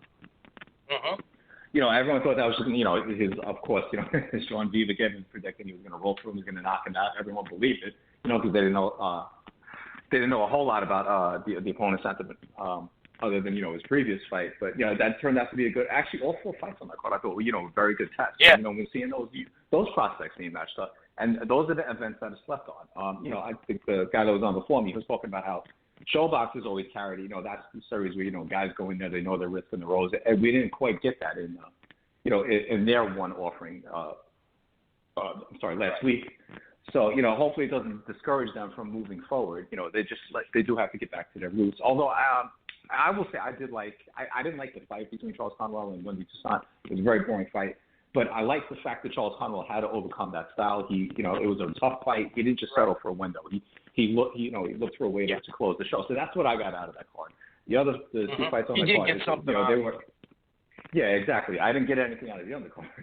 Those were, fights that didn't belong on Showbox, quite frankly. So I like Brandon Lee a lot, but he's, way beyond the point where he can't have any more showcase fights, especially, he's been on Showbox quite a few times already. So, but like I said, we're repeating ourselves, but you got to look for those hidden gems. So there's something to get out of every single show. So, and I've gotten, there's been more shows that I've watched since, boxing returned since the pandemic, where I've been pleased with, what I saw that night. Jose Pedraza is another good example. He was kind of left for dead, before the pandemic. Jose Zepeda beat him. Everyone's like, okay, this guy's done. He has no shot at 140. Now he's like, we're arguing whether or not he's a top 10, contender in a stacked 140-pound division. And he's done that during the pandemic. Elvis Rodriguez has, 4 wins during the pandemic. Guys, if they're willing to take advantage of the opportunity, it's there for them to shine. Speaking of taking advantage of an opportunity, what happened to, and maybe it was just a rumor, but what happened to Andy Ruiz's date where he was either going to possibly be a main event to build a Ortiz fight, which I was pumped if it was going to be Ariola, just on a casual, brawl, whatever, get him back. Now, or they were saying, Jake, that he was going to be a co-feature to one of these pay-per-views, and now all of a sudden he's like, well, I got to get in shape. I got to do this. I got to do that. I'm going to fight in January, February. What the hell happened there? Am I just am I reaching here, or does it kind of make you scratch your head? No, it does make you scratch your head. Andy Ruiz, he was almost like competing with Julio Cesar Chavez Jr. with all these bizarre training videos. It's like, oh, look at me. I'm thin. I'm in shape. But, not quite as exotic as Junior. But yeah, it's like he led the perception. He was staying in shape. He learned his lesson. To me, what I'm getting out of it, he's with Eddie Reynoso now, so I think that's he needs someone like that as long as he's going to pay attention, because Eddie's certainly not going to take any crap from him. But maybe who knows that they just need time to gel. But yeah, like you said, for whatever reason, that November 7th card, I always knew it was going to be a heavyweight triple header. I knew Luis Ortiz was going to be on the card. But okay, Luis Ortiz is going to be the chief support to Ruiz and Arreola, and that's even a nice, again, two guys on the same card, you match them together in the future if you can't get a title shot. And then, like I said, I think as soon as we report it, then also it's like, oh, yeah, Ruiz might not be on the card anymore. So, all right, yeah, so, all right, good. Maybe he'll wind up on Spence Garcia. That's it. Ruiz Arreola, right. Even if he doesn't fight Arreola, either one of them on that card makes for, an intriguing placement on this show. And, so now Andy's not fighting until next year. I'm not necessarily disappointed that I'm not seeing Andy Ruiz next year, but I was really looking forward to that fight with Chris Arreola, just because it was supposed to happen before the pandemic, too. And it's like, you figured it was one of those fights that was going to finally resurface it. Yeah, very disappointing. And I'm good with that on the main event Fox. Right. Okay, that's fine. People will tune in. Who's ever watching, they'll have a fun. They'll have a blast watching it. And then you can build your Ortiz. The quotes from Boxingscene, this is going to be fun. This can be fun, dude. I'm going to have a fun time in camp. It's like, dog, come on.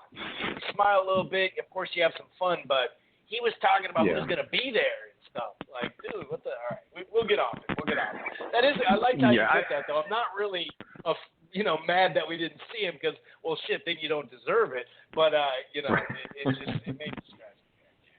Like, dude, now we got a main event that should be a main event, Yeah, I agree. It could be, a thing too. I'm not going to, try to put words in anyone's mouth at PBC, but maybe it's just, a situation where they don't see value in putting that fight on in November. Maybe they just don't see the returns coming if they put that fight on in November, and they just, told both of them, okay, we'll stand down, we'll get you back, in January, February, whatever. Again, I don't know if that's the situation with them. All I know is that, that fight was targeted for November 7th up until it wasn't. Yes, so now we got Luis Ortiz and Alexander Flores. Yeah. Right, and it's like, as a comeback off a knockout, I'm okay, but as a main event, I don't know about that. That's a tough anyway. sell. To me, that's saying that also too is that PBC is just going to put on a show in November. I'm not slamming PBC. Right, white flag for the rest of the year. Right, but it's like, okay, well, here it is. We got the slot. Like you said, once fans, casual fans tune in, they don't know what the hell they're watching, unless it's an absolutely big name. So they might not even know Chris Arreola. I would like to believe that they know Andy Ruiz based on what he accomplished last year. But, if they tune in, it's like, okay, well, this is a bunch of heavyweights. The casual fan probably doesn't care, who's necessarily fighting. And, and the ratings that they're getting on Fox, it's obviously not just the hardcore boxing fans, because if that was the case, every show would be getting those same million viewers. So.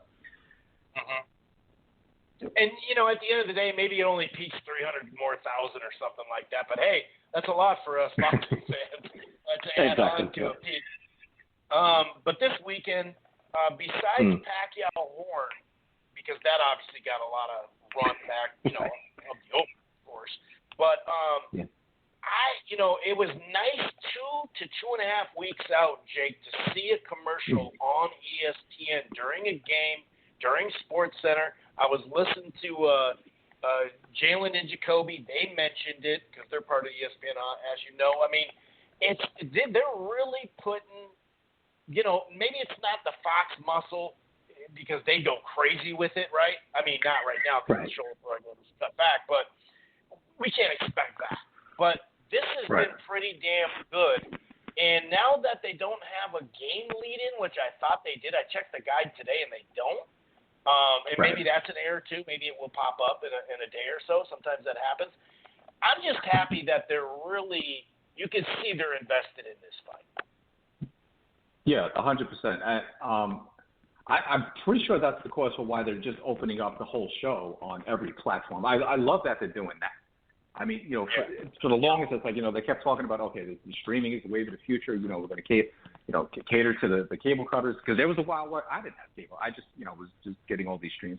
I subscribed to ESPN Plus, and I'm like, wait a minute, why the hell can't I watch this damn fight? It's like I'm paying $5 a month to not watch a fight. That makes no damn sense.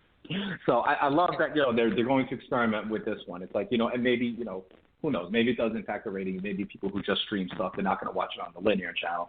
But I love the fact that, they're going all the way in. It's not even it's the whole night now is boxing. Like you said, there's no lead-in game. So the entire show, everything that was going to be, streamed on ESPN Plus is now going to be on ESPN. I love that part of it. But not only that, they're going all in. They're making this a true fight week. They got, several reporters are in Las Vegas for this event. Pete Eidig is there for Boxingscene. Several other writers are going to be there. They're having, the press conference on ESPN2 in prime time. They're having the weigh-in on ESPN2. It feels like, big, back when HBO ran the game, and, they had a big pay-per-view event coming up. They basically took over on ESPN and all these platforms. We're back to that. So that's like, we got that big fight feel. And I'm sure a lot of people who, they're the hardcore boxing fan in the circles, a lot of people are asking them, hey, is that fight this weekend? We're being asked about, who's the big fight this weekend? What do you think about Lomachenko? I love that. It's like this is like the first week, I feel like, since the pandemic where I feel, okay, boxing is back. This is a really good litmus test. I'm not going to say that it's going to, generate 3-4 million viewers. I'm going to really temper my expectations on that. But I just love the fact that all eyes are on this weekend and on boxing for a change. This is really what we need. And if it is successful, then again, we get to look forward to it next month because they're going to give, I don't know if the same aggressive treatment for Terrence Crawford, but at least somewhat similar treatment. So for his fight with Kell Brooks. So yeah, and hopefully this is like I said, ESPN. Yeah, and a lot of people are they don't want to give too much credit for Top Rank not going on pay-per-view. It's like, okay, well they couldn't because the pay-per-view market's already flooded. But ESPN has stepped up. They offered up enough money to bring these fights on linear television. So they deserve, even if you want to give Top Rank the credit, at least give ESPN the credit for that. Exactly. That was my take exactly, Jake. I'm not going to go bend over backwards for Bob on this one because he did say it was going to be a pay-per-view, but obviously ESPN stepped up, clearly, because they closed the gap, right? They did, absolutely. And another part of this, too, I don't know if you got to see it, but the two-part series they had, the Blood, Sweat, and Tears, I thought both shows were excellent. I really missed that shoulder programming with Fox Sports. That was the thing. I thought Fox Sports actually had too much shoulder programming in year one. It's like, I didn't feel like we needed to face off with, with Devin Alexander fighting at that point. But at least, right. But at least the commitment was there, though, and I love that. I think as a writer, I just got so much content from those shows, and whatever information you didn't have going in, at least you got it, 30 minutes later. So I like that. ESPN is doing that for this. Hopefully, again, they do it for Terrence Crawford and Vigor Bachot and Oscar Valdez. Again, they're not going to get the red carpet treatment that this one is getting, but you can expect that it's just going to be more than, okay, we're going to throw it on the stream, and then, you're just going to have to tune in on fight night. So I like that they're bringing back this big fight week feel. Exactly. And like you said, a lot of it is word of mouth. When your casuals start to come up to you, message you, this is how it builds. And 2019, as far as regular ESPN, was rough. Plus, they had fights, but it was pretty rough. It was rough. But this year, at the beginning of the year, I thought they did pretty good, and you could see what they had on their calendar, or maybe it was there or it wasn't there just yet, but you could kind of see, okay, it's going to be pretty good. But as far as this close to the year for ESPN, and just in general, we've mentioned other ones too, but I got to say, since this deal, this has got to be their best string of fights since they had this deal. Yeah. I agree, yeah, and even like said in the beginning, obviously, they had Pacquiao, Lomachenko, and Terrence Crawford, so they came out the box very strong, but not necessarily every matchup was strong. It was just, it was almost like, it's the point that HBO reached, it's like we're showcasing the fighters, not necessarily the fights. Like you said, this has been a very strong run of matchups, so yeah, it is very possible that since they started, going prime time on ESPN, that it's the best we've seen, and I love the fact, that it's centered around two big events. It's like there's a lot of good matchups leading up to this point. There's more good matchups to come. And then we get Terrence Crawford. I don't know if a lot of people necessarily like the Kell Brooks fight. But my understanding is Joshua Franco and Andrew Maloney, the rematch is going to be on that card too. So at least we have, look forward to that. Okay. Yeah, nice. Right. That's So I hope that comes out, otherwise I'm going to be in big trouble for real. And I'm pretty sure I'm not the first to say that. But I do know Andrew Maloney is in Vegas, because Jason Maloney's fighting the Monster in a couple of weeks. Right. Another fight that, we just completely overlooked because that's the same night as Tank and Leo Santa Cruz. So, right back to your point, it's just, way too much boxing. But, every weekend it's something to look forward to. So, and I like that, ESPN is just staying steady. It's like, I don't think they've missed the week. The only weekend they will miss is next week, only because Oscar Beterbiev was supposed to fight, but obviously that got messed up due to travel issues. So, right. But that's the only gap that they're going to have. But again, his own is coming up with the flyweight, super flyweight triple header. Chocolatito Gonzalez, Juan Estrada. So every weekend there's just something to look forward to. Definitely. Any news items that you do want to discuss at all, or something you got down the pipe, or anything on your mind at all, sir? Well, I mean, just the only unfortunate part is the guys who aren't fighting this year. Obviously, Canelo continues to be the biggest story of the year for all the wrong reasons. I don't know how that court case is going to go. I've been doing my best to follow it. I'm not a lawyer, but you hope it gets resolved one way or another. It was funny. A couple of people, they texted me as soon as the fight with Ryan Garcia and Luke Campbell was confirmed for December 5th. It's like, okay, well, that's it. Canelo is just not going to fight in 2020. And that's unfortunate because, like, with the sport coming back the way it has, doing its best to come back from the pandemic, it's like we kind of need a Canelo to be, in the ring and fight, even if it was against Adam Yields Green, whoever Israel he's fighting, the presence of the biggest fighter, in the world, fighting this year. That's boxing kind of needed that. We're not going to get away with watching Gennady Golovkin fight Kamil Zarameta. That's just not going to touch the fans. So it's just like we've been waiting for that one, like that cruiserweight final, haven't we? Yeah, that was another fight that was supposed to happen in the spring. And the thing that bothers me about that fight too is actually speaking of cruiserweights, Christoph Kovaci and Lawrence Okoli, that fight was attached to that event, and that fight's just been on hold through no fault of their own. They both just been waiting for a date to surface. I don't know if it's going to be part of that event, but that's like another fight. We're just waiting for that title to get filled. So, but yeah, like I said, with Canelo and this whole lawsuit going on, it's just such a strange situation. Everything about it is just everything that you hate about the sport, all the deception.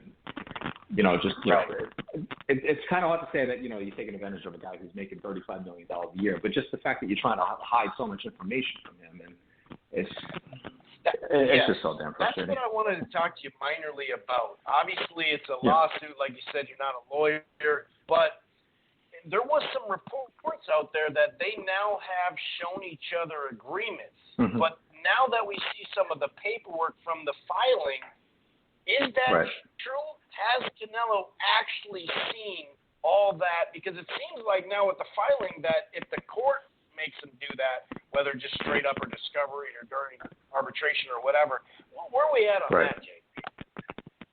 Well, my understanding was, so whatever meetings took place, I'm not going to sit here and say that I wasn't in the meetings. I can't say anything definitively. But from my understanding from all of it is that I'm not sure Canelo saw the entire contract that exists between Golden Boy and DAZN, but he saw enough of it, one, to understand the deal that they had, and two, to know how to refile his own lawsuit. That he got, whatever came to those meetings, his lawyers got the information they needed to refile that lawsuit. So instead of, just refiling it with the same district court, they did it in state court with the, Los Angeles Superior Court. So he has enough information to, in his mind, to move forward with what he believes is a winnable lawsuit. I'm not sure he's still seen the contract in its entirety. Right. Doesn't seem like that. And it's just so bizarre. I mean, I don't know. I get, that Golden Boy's his promoter, so his contract should be with Golden Boy, a fighter, you can't sign with, directly with the network. We get that, but there has to be, there has to be a way. It's like, right. And it seemed like at one point, if Canelo was open to, taking a reduced purse or whatever, in exchange for, making it up, however the heck they're going to make it up, if that was agreeable to him, then, that's the silver lining in all this. But, again, the question is going to be how far is it going to be willing to bend in order to move forward. Maybe they just reach an agreement for one fight, and, and then if whatever reason it doesn't work out after that, they revisit this, the lawsuit is still in court. So,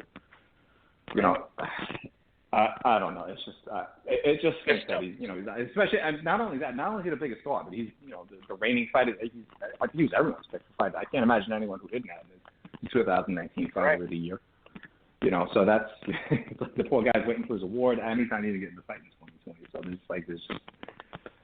Yeah, it's just been a 2020 kind of year. DAZN's schedule in general had to get delayed, and they fight season thing they set up to be before or after it too. So Correct. Canelo is Yeah. a piece that gets moved around in a variety of ways. All right, Jake, I appreciate you stopping in, man. We'll definitely get you back on and get this segment going. You have yourself a good weekend, man. You take it easy. All right, thanks a lot for having me on, Chris. It's really been a pleasure. Yes, sir. All right, man. Take it easy. Senior writer Jake Donovan, he just reports the news. He's not gonna get into the other stuff. He's just gonna report the news, dude. That's what he does. He's straight up, and that's what us old heads like about this guy. He's not just gonna be on this side or that side or whatever. He's straight up, and Jake does a damn good job though over there. Give him a follow. Listen to his work, or write his work. I just said. Draft his work. Don't draft his work because that would be illegal. But check him out. You probably already have. You probably already know who it is. But just wanted to reiterate that. All righty. So, real quick, Brandon Lee did get a quick knockout. It was a left hook and like a flurry knockdown in the first round. Jimmy Williams looked really, really hurt.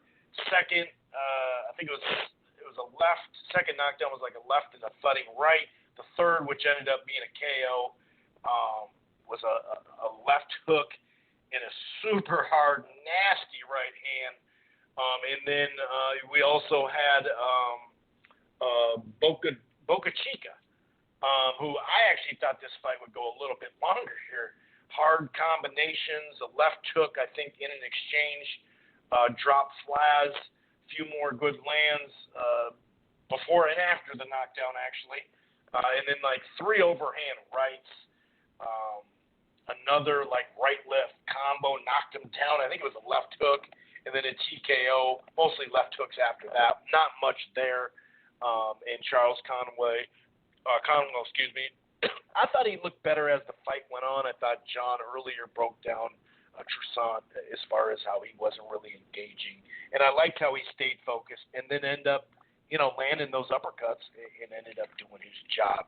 I thought Truck Simpson, not Trunk. He puts people in the trunk. No, I thought he looked okay. Kind of underwhelming. Didn't look all that good. Decent defense. Had a jab going, working the body. Landed some hard shots to the body and head, but most of them I thought were to the body. I thought he looked better down the stretch in that fight, but he won cleanly. He moves to, 9-0 now. Elvin Rodriguez beat Crawl. Really not much there. Some combos to the head. He was working the body pretty well. Early right hands. He was kind of taking his time with the jab and the feint.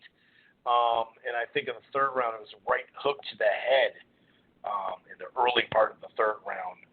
That was a wrap. And then that second round, nasty combination with a left-right combo. Dude, Corey was just bleeding that. Elma Monavli or whatever his name is. He looks pretty good too. But like I said, not much in the way of competitive fights. But I was talking about Navarrete. I gave him 4 out of the first 5 rounds. The uppercuts, he knocked him down with 2 just solid shots. Left hooks and an uppercut that knocked him down. Villa did make a little run. I gave him the 3rd. I gave him the 7th. I think I gave him the 10th too. He was combo punching. He had his jab going pretty much a lot of the fight. But it was competitive in spots. But overall, I had an 8-4, maybe 9-3. That 115-111, I don't see that. I especially don't see the tied rounds. 114-112, but 6-6, I just did not see that. We're definitely going to break down this fight. I'm going to go ahead and bring in 310 in just a moment. We'll get to some news later in the show as well. Let's bring in 310. Mark, what's going on, man? How the hell are you? Long time no here. How's everything on your side, buddy? What up? What's going down? Good.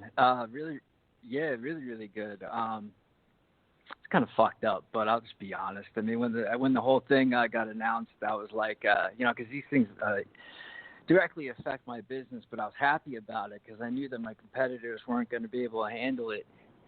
And Yeah, people are bitches. I mean, it's just, I heard, what's his face? Even though I like Lou DiBella, but, he was on, what's his face's podcast. Oh, these small businesses, listen, when shit like this happens, you're gonna find out if you were really meant to run that business or not. Maybe it's time for you to step out and let the young aggressive internet dude step in, so we can fucking get this shit cracked off. How's it been going though with you? It's been going all right, man. It's been going all right. I've been just kind of doing my thing. This NBA playoffs at this time, it's got me doing a variety of stuff, but now that's done. So we're kind of like college football is moving into a better part where the Big Ten now is going to be back here soon, and things are starting to turn in the right direction. But overall, I had a pretty fun summer. With the whole COVID, all that shit wasn't too bad. I mean, yeah, I just suggest that just taking cash-only jobs and collecting that unemployment forever, like everyone else. Everyone that's so fucking happy about keeping this shit going. Why? Because we're getting free fucking money. You kidding me? All right, well, let's get back in the ring. Let's get in the ring. Yeah, you keep me on track. I'm excited for calling in just because I was looking at the fucking odds. Did you guys mention the? Yeah. All right. There's a couple sites on the KOs. If people don't bet on this fight, they're fucking out of their minds. All right. Listen to this. Loma by decision is -110. All right. But you know what Teofimo Lopez is by decision? +750, dude. +750. By KO, he's +550. That's on 888sport.com. You know what I mean? And there's similar numbers on Paddy Power. I mean, as a backup option, that's fucking awesome. Yeah. Really, really awesome. The over/under on the fight is 10.5. -200 for the over, under +150. So that says a whole lot. It says that. Obviously, midway through the 11th, they're not expecting a knockout either way, and they're expecting us to, go the whole distance, and it's probably going to be close. And before we actually get into the X's and O's, you got to look at the stuff that I like to look at, which is the fucking the business side, but the shady business side. And when you look at it, for either of them to win in a convincing fashion, I'm talking about for either of these guys to shut the other one out, what is that going to do? We already know that fucking Bob Arum, he's been ducking Devin Haney. He's been ducking whoever the fuck else. Who else was he ducking? He doesn't want to make those other fucking fights elsewhere. Not for a little bit. So that's the reason why I'm gearing more towards, and John, I fucking love that guy. I heard, his segments, it's like, dude, this guy's like in my head. It's weird. Every single thing that he says is like exactly what, it mirrors a lot of the stuff that I was thinking about over the months, leading up to this fight. Right. Yeah, he's good shit. You know what I mean? Just, yeah. Awesome caller. Oh, yeah, for sure. But, yeah. Yeah, it's, what was I mentioned the odds, right? I'm sorry, I fucking...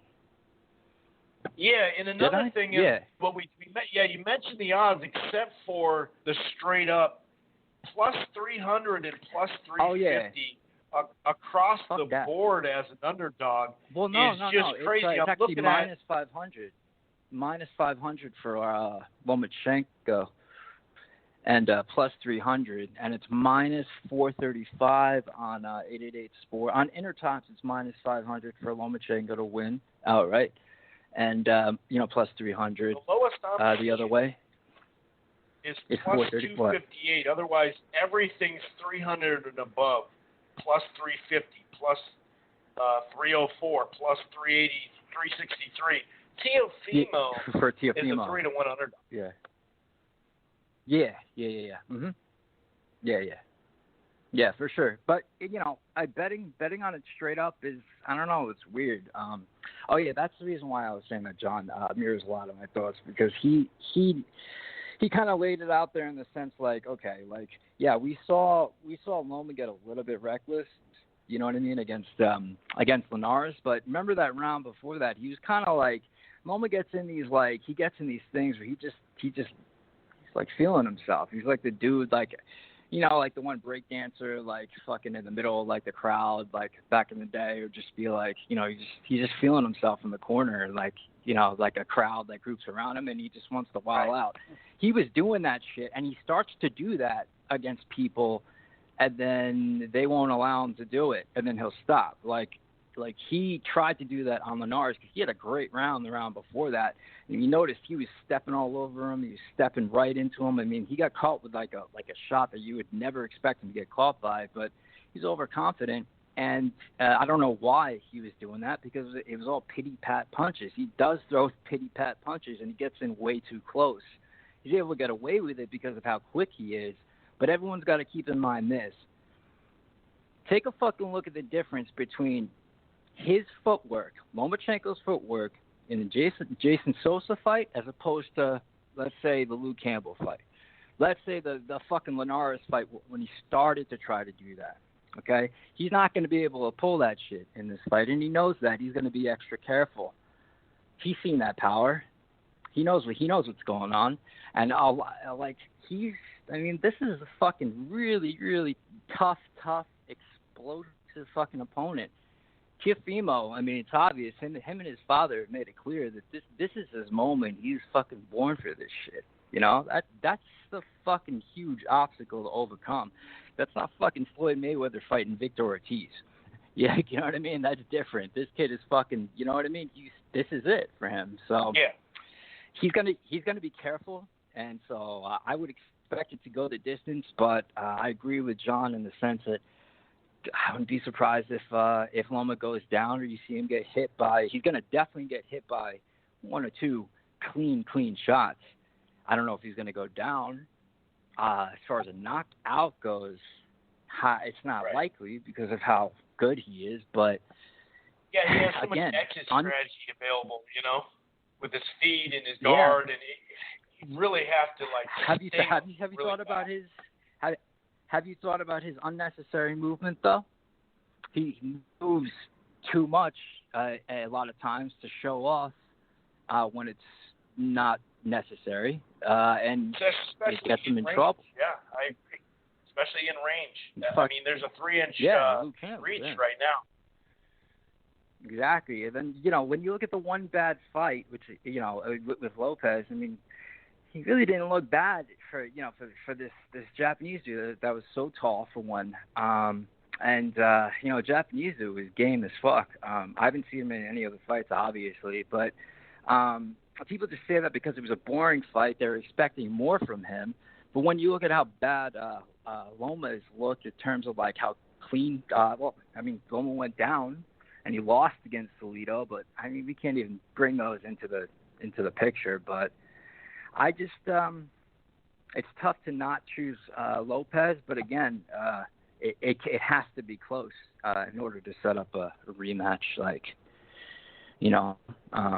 that's what it is. Like I would choose Lopez or how could you not throw the plus 750 for Teofimo and then back it up with Loma by decision with a minus 110?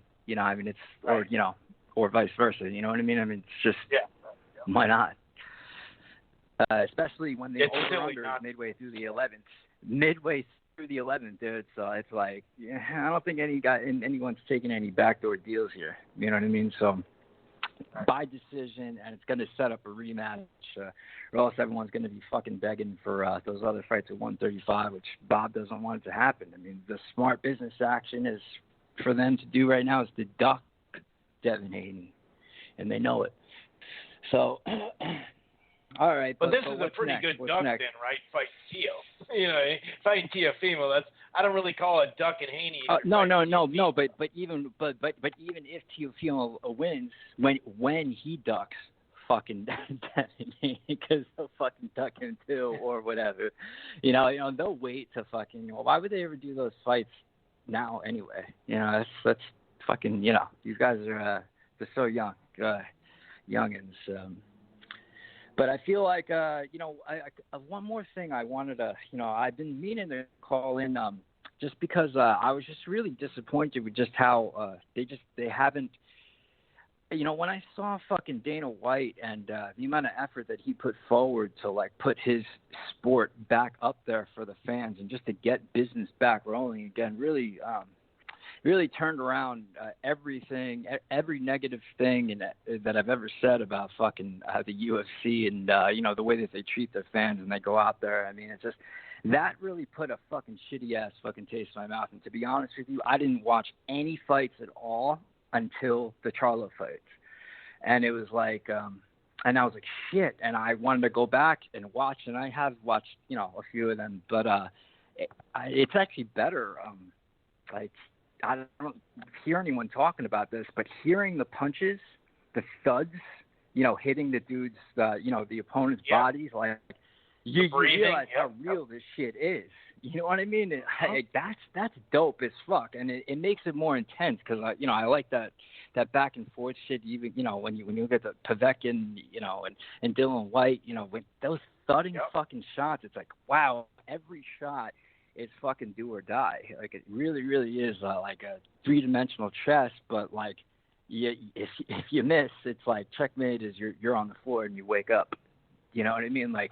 It's usually the only time you can get that effect is if you're at a club show with 100 people there or 200 people there and you can hear every punch. But other than that, that's usually not the case unless it's like the early part of the card of a big card and the crowd hasn't showed up or something like that. But I know what you're saying. Has anybody said like that too. It's dope. I haven't heard anyone say that, but it was the first thing I noticed. I was like, damn, man, I like this a hell of a lot better, especially there's only a few voices in the background, and you could really see him going at it. You can see a guy, if a guy doesn't give a shit even more, you know what I mean? There's less, they can't hide. They can't act as well. They can't hide behind the fucking crowd, which is good. That's what's been fucking dope about, what I've been seeing, but I just, it sucks because, there's a lot of direct correlations. Well, I'm John made a good point the other week when he said that there are no casual fans left, and it's kind of true because I'm on that border, on that cusp.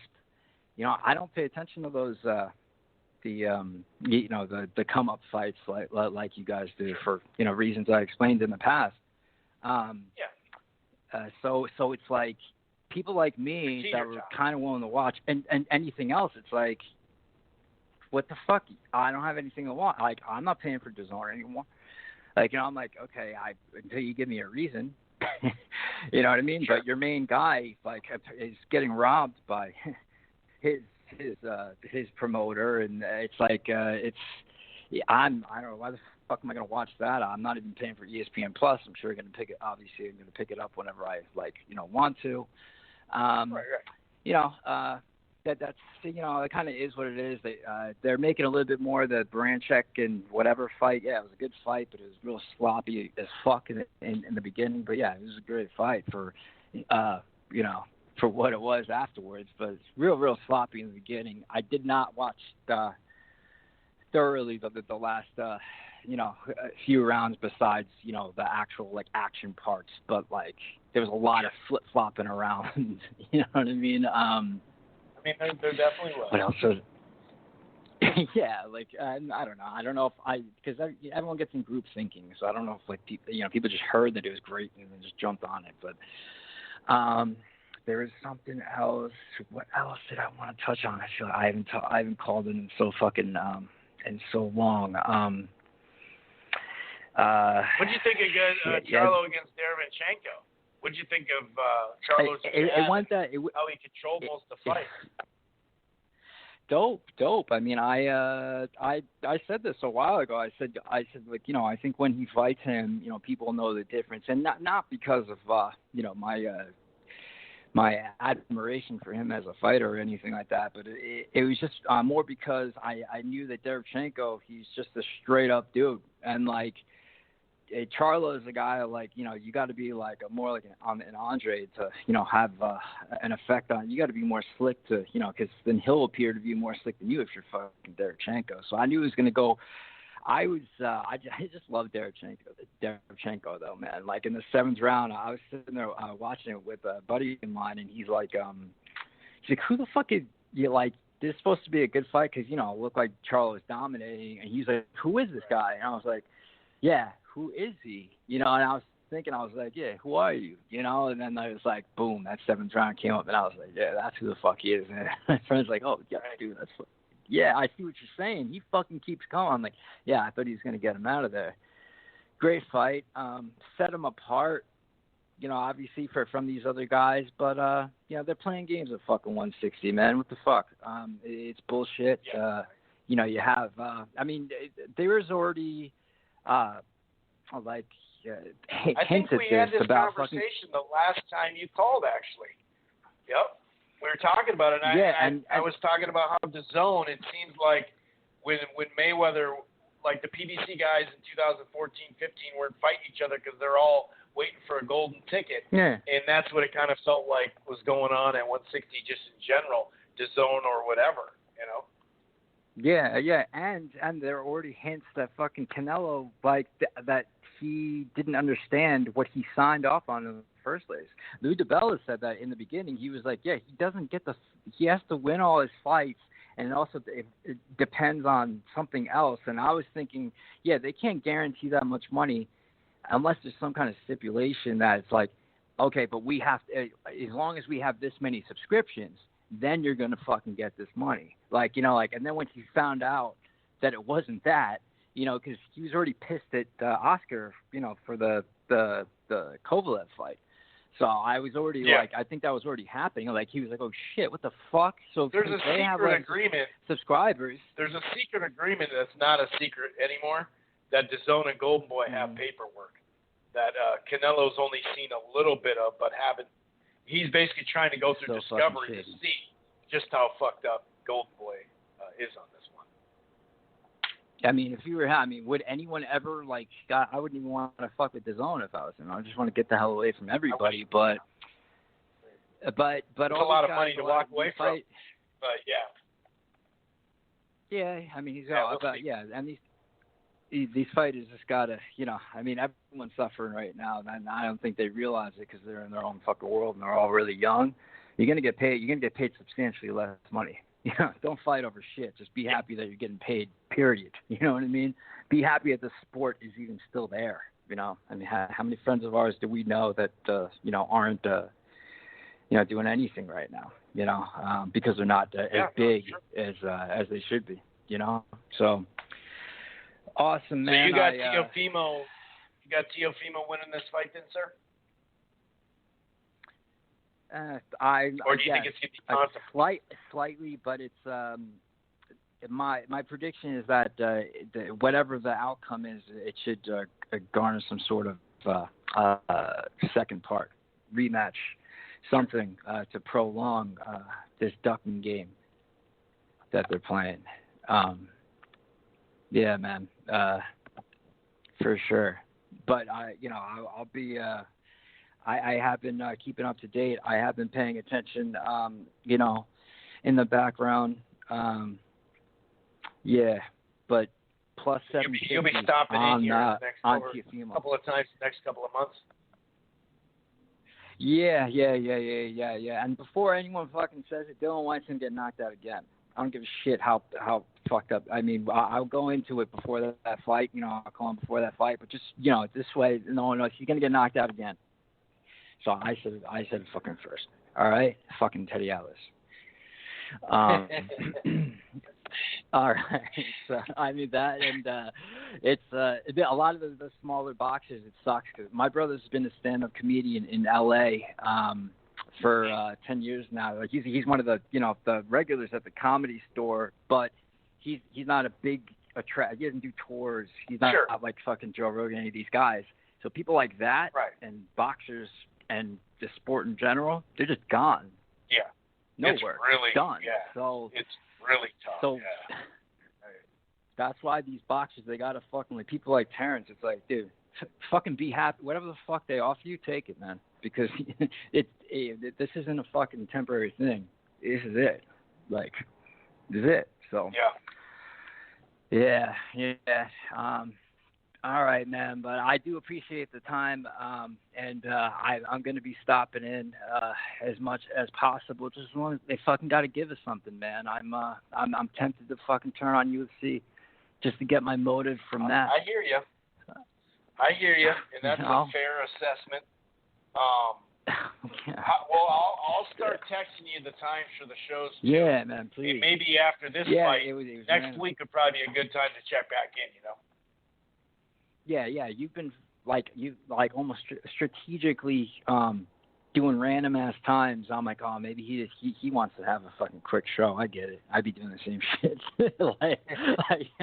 Especially in the summer, dude. 1:30. When it was just boxing. This fucking week on a Monday. Yeah, I know, right? Yeah. I have been throwing some people off that like to call in and just listen. I'm like, sorry guys, but this is the slot that just works, Hey, but the NBA finals are on, you know what I mean? So it's like, fuck, no one wants to listen to live at 8 o'clock when the finals are on, It's pretty crazy. Yeah, it's like Blog Talk Radio doesn't give you fucking text alerts, man. It's not. Yeah. There's literally no way. There's no fucking way you can find out. I get what he's doing, but yeah, man. It has been cool though. It's nice to at least talk to you for a little bit and fucking get on a normal track. Just even seeing a couple minutes of the first couple fights, I was like, oh, fuck, I forgot how fucking much I love this shit. Like, you know what I mean? It made me want to do everything again instead of just sitting around. So, give us something, But all right, dude. Appreciate it. All right, buddy. You have yourself a good week man. and enjoy Be the fight, in touch. man. Yes, You sir. too, I'll text you too for that brunch. Lunch. All right, later. Later. That's funny. It's so true too. I've gotten some text messages like, "Dog, are you ever gonna do a show at the normal time again?" Or it's so funny, man. All right, I'm gonna go. Oh, you know what? I actually sent the wrong text message. Would I accidentally sent you the wrong text message? You are next, though. I got to bring in Carcino into the fold. I just realized that. Oh, my God, I got way too many texts. I apologize. I've been slacking on that. I'll get to I'll return your stuff here and whatnot. All right, let's bring in Carcino into the fold. Carcino for life. What's going on, man? We got ourselves a big fight coming up this weekend, brother. Hello? Yo, we can hear you. What's going on, man? I can hear you. Can you hear me? Hey. What's good? What's going on, man? We got ourselves a big-ass fight this weekend, man. Lopez, Loma. A lot of people are calling it a 50-50, except for the Las Vegas betting odds. They got Teofimo at a plus 300, plus 350. Where do you stand on this one? I would take. I'm gonna take Loma in the late rounds. I'm thinking as the longer the fight goes, the worse it's gonna be for Teofimo. Teofimo seems to gas out a little bit. If he doesn't get you out of there within 3 to 4 rounds. So I think that stylistically his athleticism is going to keep him in the fight, but Loma has seen that. And his boxing ability, to me, is going to keep him. He's not going to take the type of risk that a lot of these other fighters are. He's very, mechanical as what he does as far as hitting angles and turning, and he's not going to punch until he's in the right angle. Teofimo, his leverage is off. Therefore, he's not going to be on point pretty much. His footwork needs work. He fights more like a basketball player or athletic gymnast in the boxing ring sometimes. and they depend on their athleticism than their boxing ability. Now, since we're worldwide on the radio, on Rope It Up Radio, I want to tell everybody to come to Baroni right here in Seaville, and this is the owner. There we go. Hello. Hello. Hi, how are you? I'm doing pretty good. We're just talking some boxing. What are you up to? We're playing bingo over here. Yeah. Okay. We're playing bingo, and you're raffling away a lot Bears, of Bears jerseys and Bulls jerseys, signed, autographed. Nice. Yep. Nice. So, yeah, So you like Lomachenko in the fight then, Cino? Lomachenko, I am taking Lomachenko in a 10-round TKO. I think he's going to stop him in 10 rounds. I don't know, y'all going to have a fight here? Probably, yeah. All right. Right here in Carpentersville, Illinois. Baroni. As long as they got ESPN on the screen, they can have the show right there. They don't got to pay for it. We'll order it. Whatever it takes, we'll order it. See, they'll order it. They'll have the fight here, and they'll be ready to roll. So I've been working on getting the fight here, so you just help me out, Chris. Bingo. That way I don't have to leave the bar to go watch the fight. We can have a fight right here. There you be. Hey, can you set aside a bingo card with a stamper for me and just work one for me while this shit's going on? Is that possible? I wish I would. I mean, the bingo, man, the money is here. It's crazy. It's like $2,000 pot. Damn. That's like, not the old-timers retirement stuff. That's some real money for bingo. Okay. Exactly. Shit. I like the last game. Like, first is food and drinks and all that bingo, and then the last game is like for $2,000. I'm like, whoa, wait a minute. But you got to fill up the whole bingo card. So you got to, all the numbers have to be filled. Oh, yeah, I suppose they're the big ass. Yeah, that makes sense, though. Yeah. Is it like 30-minute bingo games and shit? Is it like a 30-minute bingo game? Oh, yeah, this thing goes on for it's a series of games. Damn. So they go down. Well, I'll let you get back to it. I appreciate you checking in, though. Wait. I ain't done yet. Okay. Hey, I didn't want to block. You know what I mean? I'm not trying to block anything. You know what I mean? All right. No, we're all good. But all right. I also wanted to speak on the Mike Tyson fight. The Tyson fight, they put out the poster and everything else. Badu Jack is fighting on that card as well. So you got Badu Jack doing a return fight on that card. And I got to send that to you.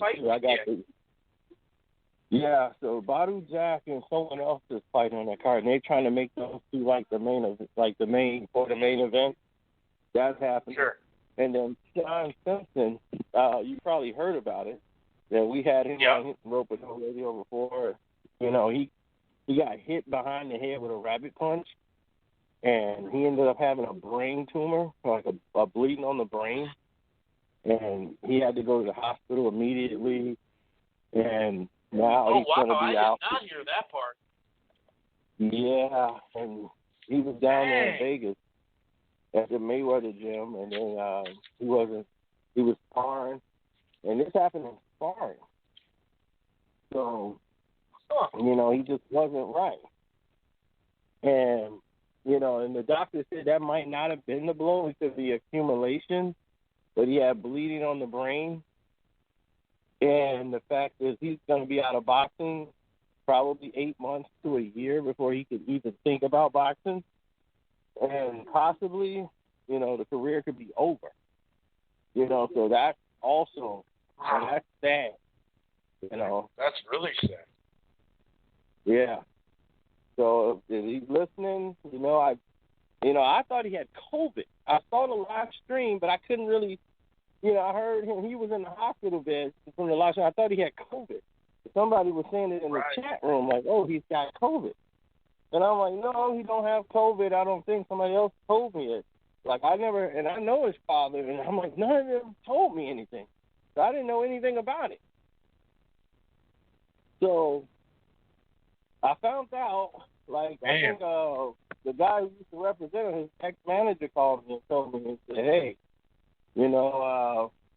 such and such, he got hit behind the head, it was a rabbit punch, and he just wasn't reacting the same, so they took him to the doctor, they called the ambulance, and we found out he had bleeding on the brain, and, he's looking at about a year out of boxing. It's not, he can't box anymore, period. So that just lets you know how dangerous the sport is. Yeah, that's for sure, man. Wow, that's pretty scary. Hopefully he heals up just in general, boxing aside, just so he can have a normal, life. Wow. Yeah. Man, that's rough. That's rough. I hadn't heard that. Jeez. Yeah. So that's the news right now. Floyd Mayweather's working on his fight, and now that we have the opponent that everybody heard about, Floyd is still in denial that is the opponent. but it's looking like more and more likely that his Logan Paul or Paul Logan, whatever, is going to be his opponent. Yeah, and it's going to happen like a New Year's Eve type of fight.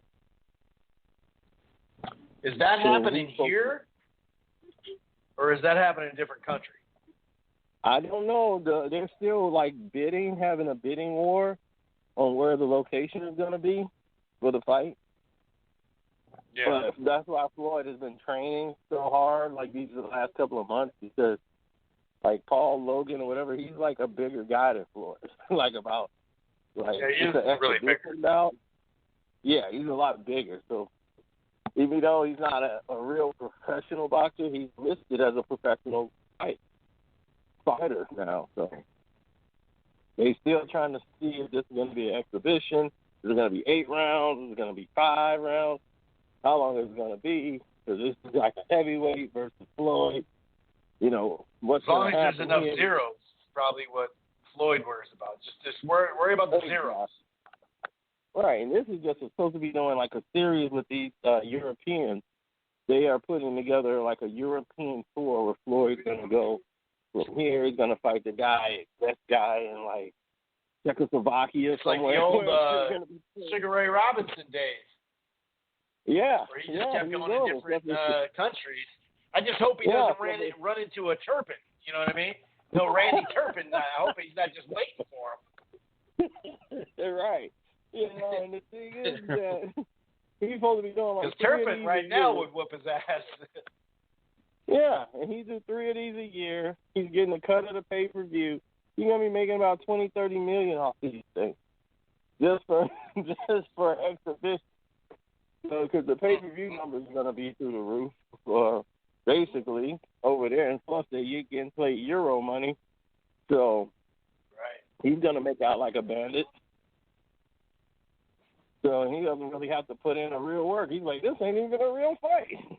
Yeah, no shit. Yeah, because he hasn't got to really get in went shape hard with the boxing training yet. He's done very little sparring. But he's just definitely been getting in shape, body-wise. Yeah, and getting used to hitting the body bag again, get that muscle memory back. Yeah. I've seen him running with Floyd. Tank. Tank looks in great shape, dude.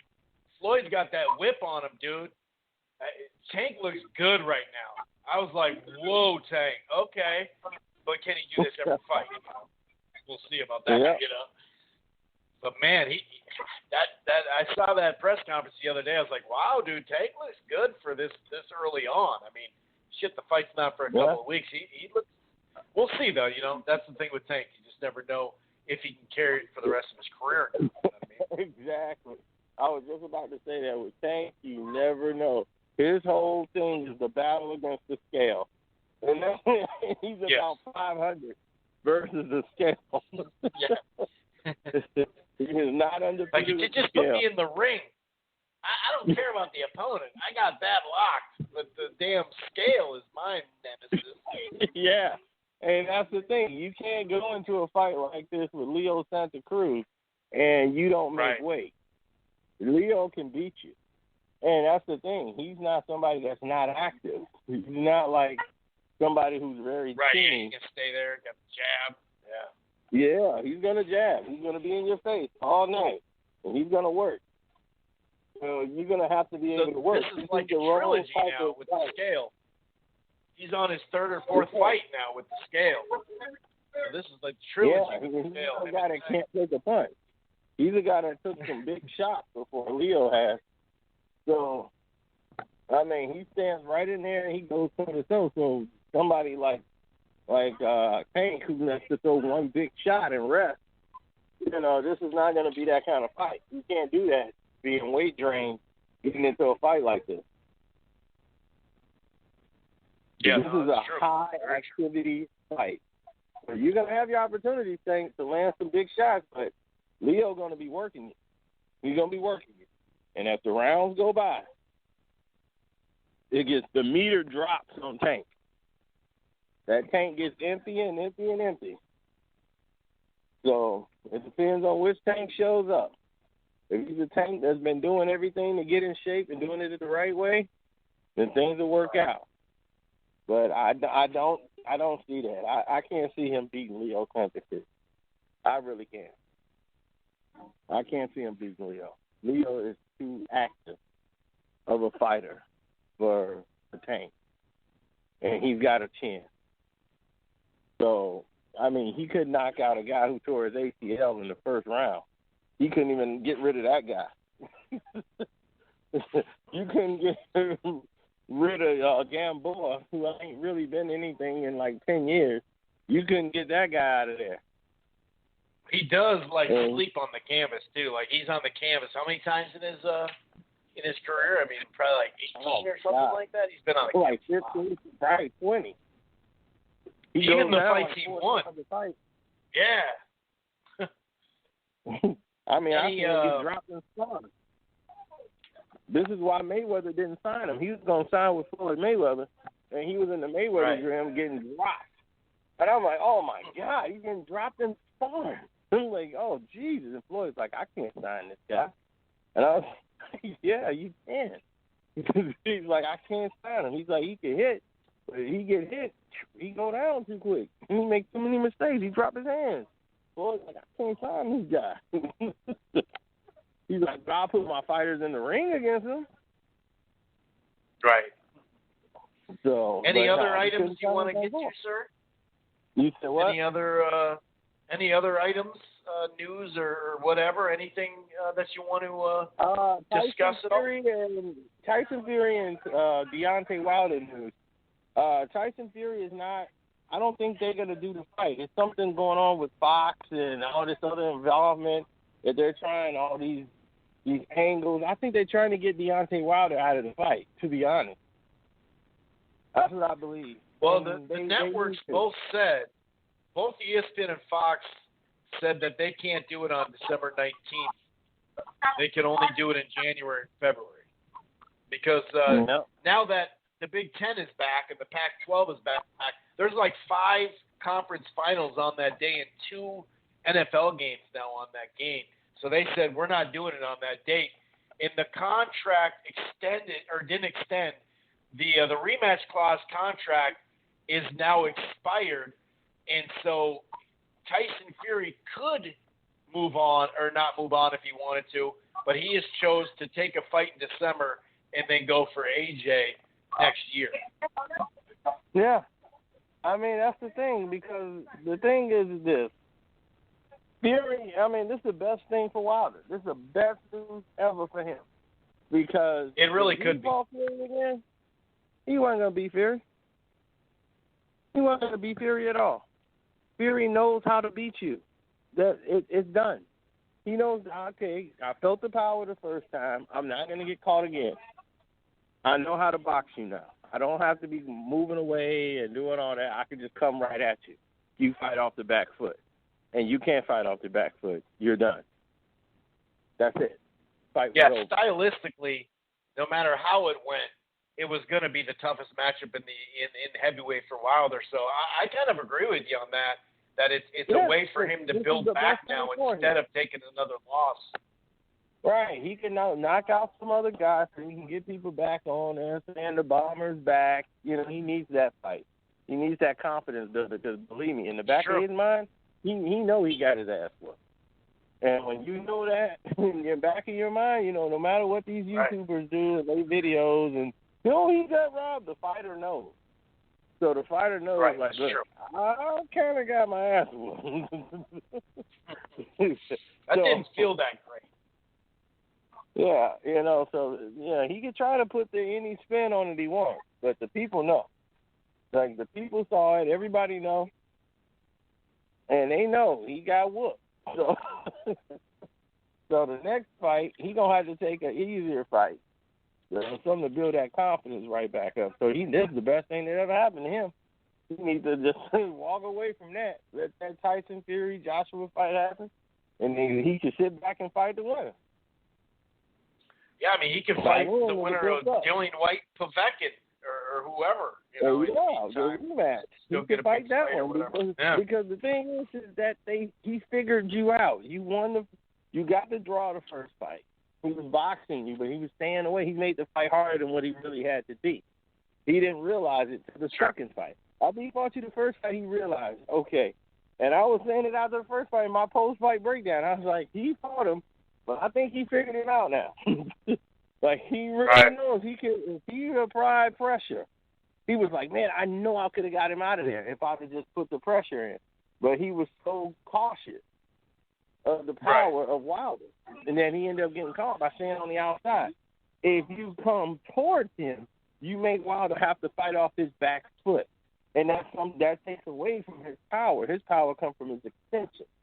Because he doesn't have any legs to turn on the power. It's coming from all up top.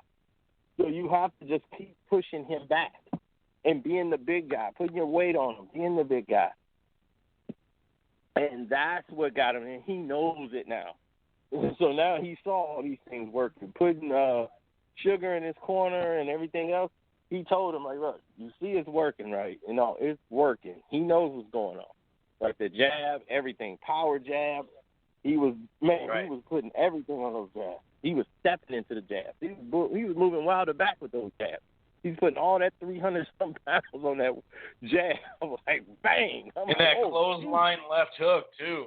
That clothesline left hook was really nice, dude. It was finding a home. Yeah. That's for sure. He was giving him a boxing lesson at the heavyweight level that Klitschko got.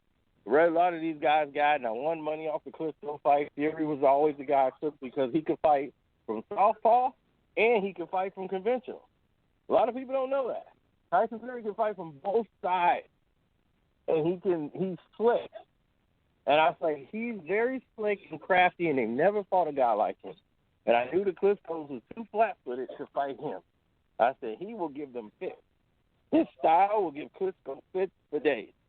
And for Wilder, it's even worse because he's a guy that needs a guy to be still in order for him to punch him.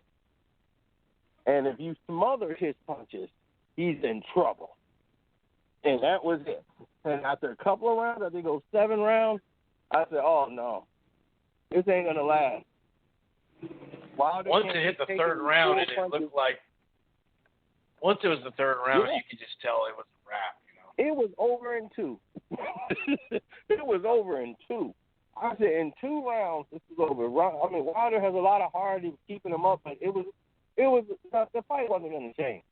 So them stopping the fight and all that controversy, it didn't need to be. He did the right thing. Breeden did the right thing because the fight wasn't going to change. It will save you an accumulation of more punishment. You're bleeding from your ear. There's no need for the fight to continue. Fight him in the rematch. So that's how you deal with that. So you don't look like a chump. You took the exercise clause. So you don't back out. You don't look bad. It was his decision to leave, so it's still, you're right, it still makes him look okay because Tyson Fury is the one moving on. So, yeah, this could be a blessing in disguise, man. I'm with you there. Yeah, it's a blessing in disguise for him. So, for Wilder, this is a win for you. Definitely hold your head up high and fight the winner. But, yeah, definitely that's that. So, yeah, that's all the info I got now. So, Badu Jack, I'm going to send you the card. I'm going to text it to you so that you can have it on the show when I get off. So you can announce the whole card to everybody. Perfect, man. for the Tyson Well, you Roy have Jones yourself a fight good on night, November man. 28th. All right, I will. I appreciate you coming in and have fun at bingo, dude. Win some dolo. All right. All right, I'll take care. What's up, bro? Hey, All right, we on man. the Boxing Take it easy. Radio Show. There you go. We got a little staticky there. All right. So, hold on. Maybe he's still on. I'm gonna take Lomachenko due to his skills and the way he is, man. Lopez has no chance over Lomachenko. All right. No chance, zero chance. Taking Lomachenko. What round? What round you think? I give it 8th round. Lopez goes down. Okay, we all say that. I'll say 10th round. Lomachenko stops him in 10th. Lomachenko. All right. There you go. You got everybody in here. Just take the Lomo. Nice. Yep. Yeah. All right, buddy. You take it easy. All right. Here we go. Okay, man. Y'all take care. Thanks for having me on. Thanks for stopping by, man. I appreciate it. All right. I'm gonna send you that program so you can have all the fights for the Tyson Roy Jones. Perfect. Thank you. And you have yourself All a right. good weekend, too. Enjoy the fight, man. All right, you too, bro. All right. Peace. Nice. So we got an extra in there. So it started out kind of Tiafimo. Now it's going the other way. Oh, what? Oh, I thought, man, I paged down too much. Wood dropped off. Dang, I was just about to go to him. That's okay. I actually haven't given my pick yet, so we'll go over that a little bit and go over some news, and then we'll get the hell out of here. We all know Loma even more than obviously we know Tiafimo. We know the footwork. We know the angles. We know the IQ. We know the hand speed. We know the work rate. He's definitely, he's not as powerful at 26 and 30 as he is at 30, or he's not as powerful at 35 as he is 26, 30 as well. But, I think the punch resistance could, it does seem like he's, I'm not saying like hurt or anything like that, but Campbell, Pedraza, Linares put him down. He's been woken up a little bit at 135 where you're like, whoa, and his shots have pop. They have that sting. They're still brisk. Most of it's the timing, but they don't have that knockout power. This is definitely not his best weight class. I think that's pretty clear. The combo punching and the work rate, though, is tough to beat him on the cards based off that. We know Loma can score points to win rounds. Can Tiafimo score points to win rounds? Because that's what he's going to have to do. I'm not saying that he needs to all of a sudden throw 80 punches around because now you're out of what you do. He is a natural counter puncher. He's also more of a natural lightweight, right? He's explosive. He's got quick hands too. He's a really good counter puncher, and his reaction time is phenomenal. Sometimes to a fault, though, he will do the counter punching where you're like, dude, don't wait too long. The leaping left hooks or the right hand counter or lead, overhand straight. I mean, this guy, when he throws a punch, it lands hard, and he's been knocking people out that don't normally get knocked out. He's got good defense for the most part. He drops levels pretty well. He's got that low left hand, but nowadays, who doesn't? He keeps the right hand higher, like most people, especially when he's closer. Sometimes it is, I notice, a little too low, the right hand. Not to sit there and say you got to be on the phone the whole time, but, like I said, he's a natural lightweight. 140 is probably next here soon. He's even said that. Linares was able to offensively get off a lot of punches. And if you look at, I'm not just like the CompuBox doesn't tell the whole story. We know that. But when you look at how many punches Linares landed, it was pretty interesting. It was right around the same amount, which is, like I said, he showed some defensive flaws. He got dropped in the fight. Now, he did TKO him in the end and end up winning the fight, so let's not go overboard. But, yeah, I mean, when you look at it, 207 Linares landed 207 punches to 213. They both threw a lot, 739 to 627. The jab was key for both, but especially the accuracy of the jab. They actually both threw about the same, 380 and 390, but Lomachenko was the land 112 to 68. I don't, like I said, I'm not trying to bring up this stuff because he's going to win on CompuBox, but there is something to scoring points and winning, and especially if you have Loma coming in there who can defend and block shots, with his guard and his gloves, but he also has that really quick upper body movement, the angles on defense and offense. Now, like 310 and John and other people I've seen on Twitter say, I think Loma's going to be a little, I'm not going to say hesitant because he has an active, busy style, but I don't think there's going to be as many long stretches in front of people as we see in the past. But I look at that Linares fight, and I'm just like, man. But here's the thing, though. It's not the same because Linares is one of the most talented offensive fighters out there. It's just he ends up, his defense is suspect. He ends up getting cut. He ends up getting TKO'd. He ends up, 2 or 3 times? I think 3 times now he's been caught early in a fight and knocked out. So he's a guy that is very misleading, but as an offensive, just skill fighter, just raw skills, the guy can put his punches together. He's smooth with his footwork. So it is different.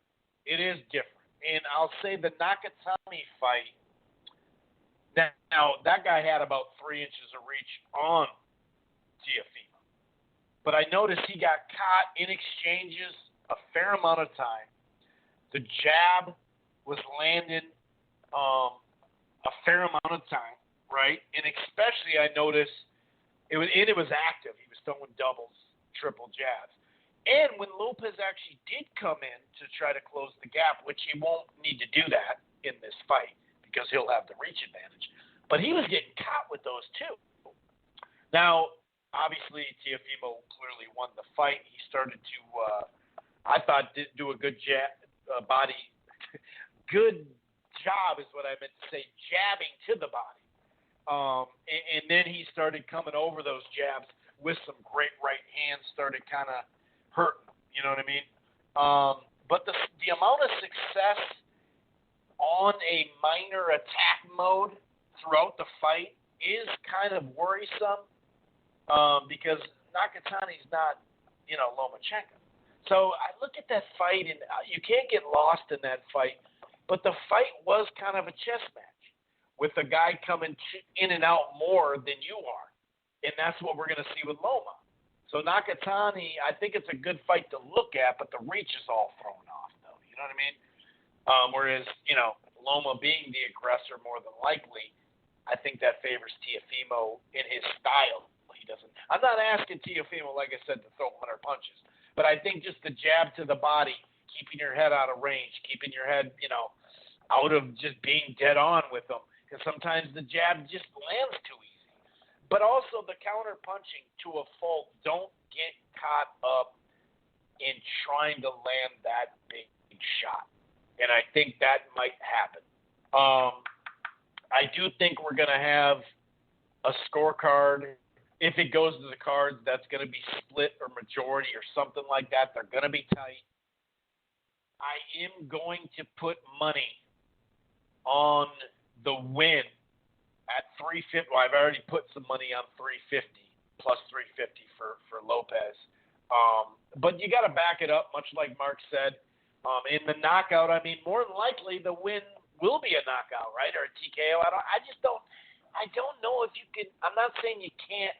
Everyone can be knocked out, but can you catch Loma with that just perfect shot where he doesn't have an exit strategy? We have seen him grab and hold and clinch when it's close now a little bit more.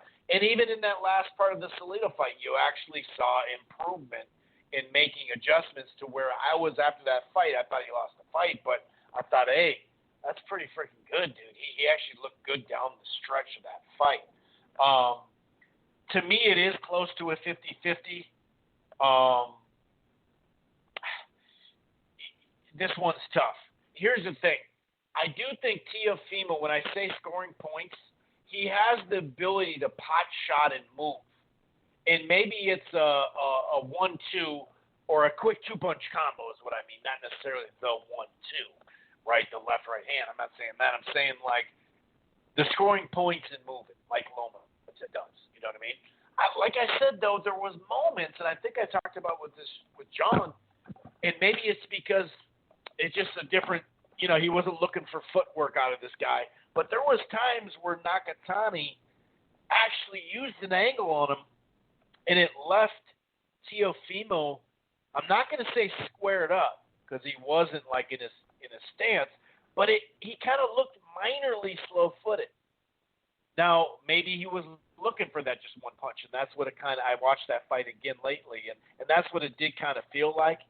So maybe he's over that. Long story short, I'm putting money on Teofimo for the knockout, more than likely as well, because it's just a good way to back it up. But as a prediction goes, this really kind of reminds me of fantasy boxing predictions, where you're trying to make a move to earn extra points to move up, right? And so my mind says pick Lopez by knockout, TKO, like TKO. But I think Loma has an exit strategy. I think his defense, of course, with that one punch, your body's just stiff. There's not much you can do about it. He's not going to be able to, not too many people can survive that, right?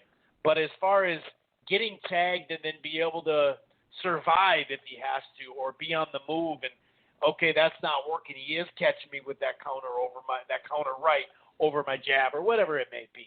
And the adjustments Loma can make, whether it's staying away from the guy or, using an angle that is getting something on Teofimo. I'm picking Lomachenko by split decision. But like I said, I'm putting money on Lopez. I really get. That's not to say that I don't have a bet with Loma, but to me, the payout for Loma, because Lopez is such a plus 350, it really is not. It's not that great of a payout. Whereas if they were both, minus 120 or 160, and then plus one, they'd be both in the hundreds. Well, you can make more money in that sense on the favorite. I'm speaking, of course. So I'm kind of lingering with what I'm going to do money-wise. I have a personal bet, but I'm backing it up Teofimo. I really am. I think you have to. I think it's silly not to.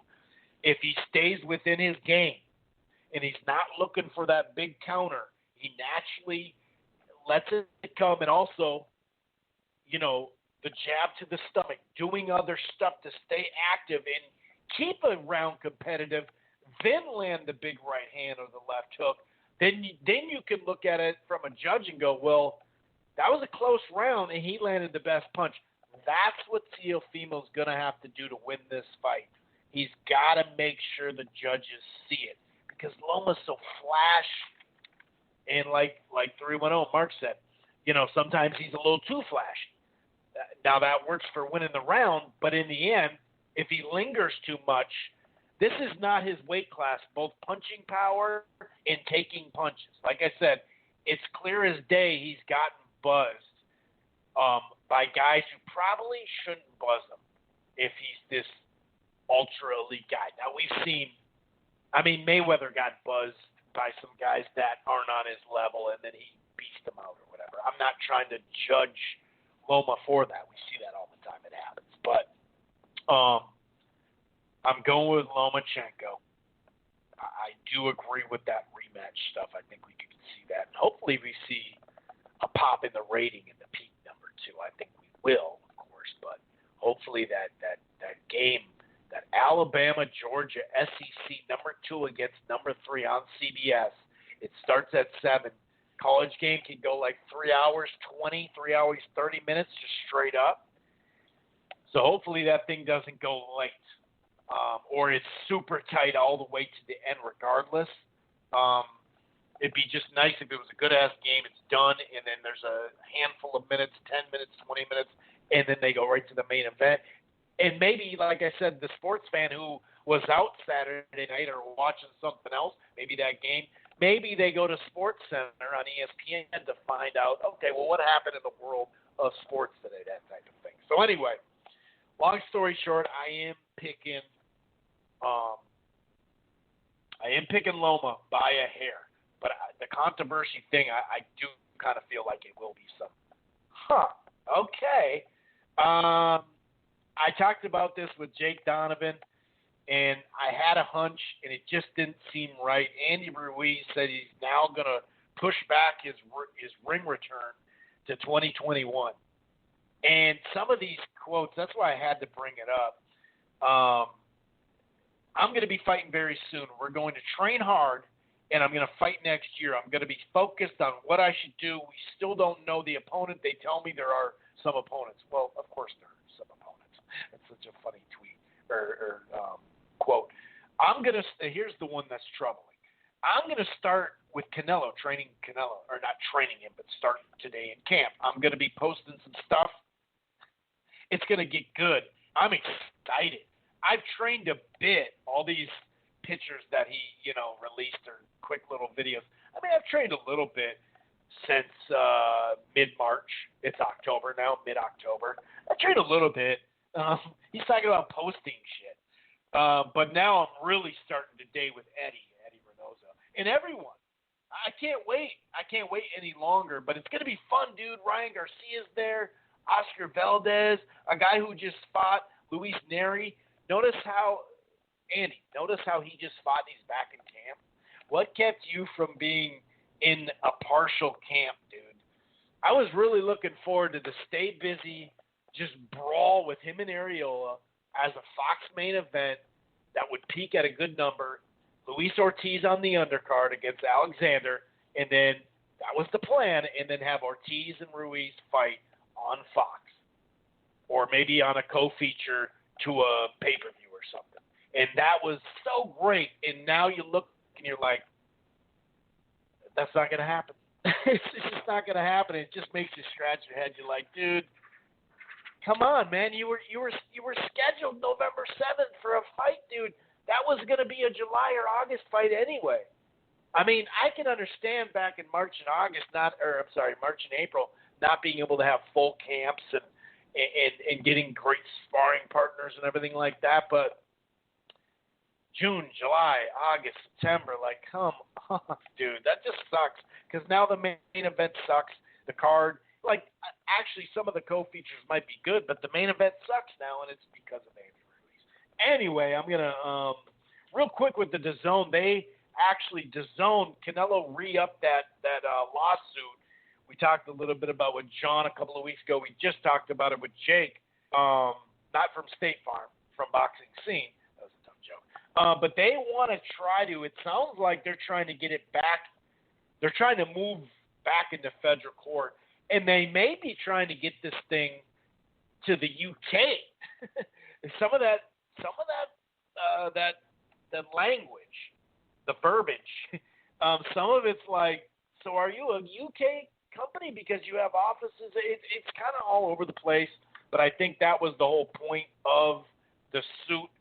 Well, not the whole point of the suit, but to be like, all right, we can get it back into federal, but I'm gonna need a discovery process here at some point because I gotta know the DAZN Golden Boy agreement, and not just to crack it open a little bit, which Jake kind of made it sound like they did, all the way. We gotta know what the hell you promised him or them and what you promised me.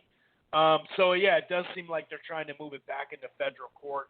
Yada yada yada. There is some, like I said, this wording of how it looked was a little funky. It was like, we're willing to show you what's going on in this, but it's only if you ask us in court, and basically not ask us.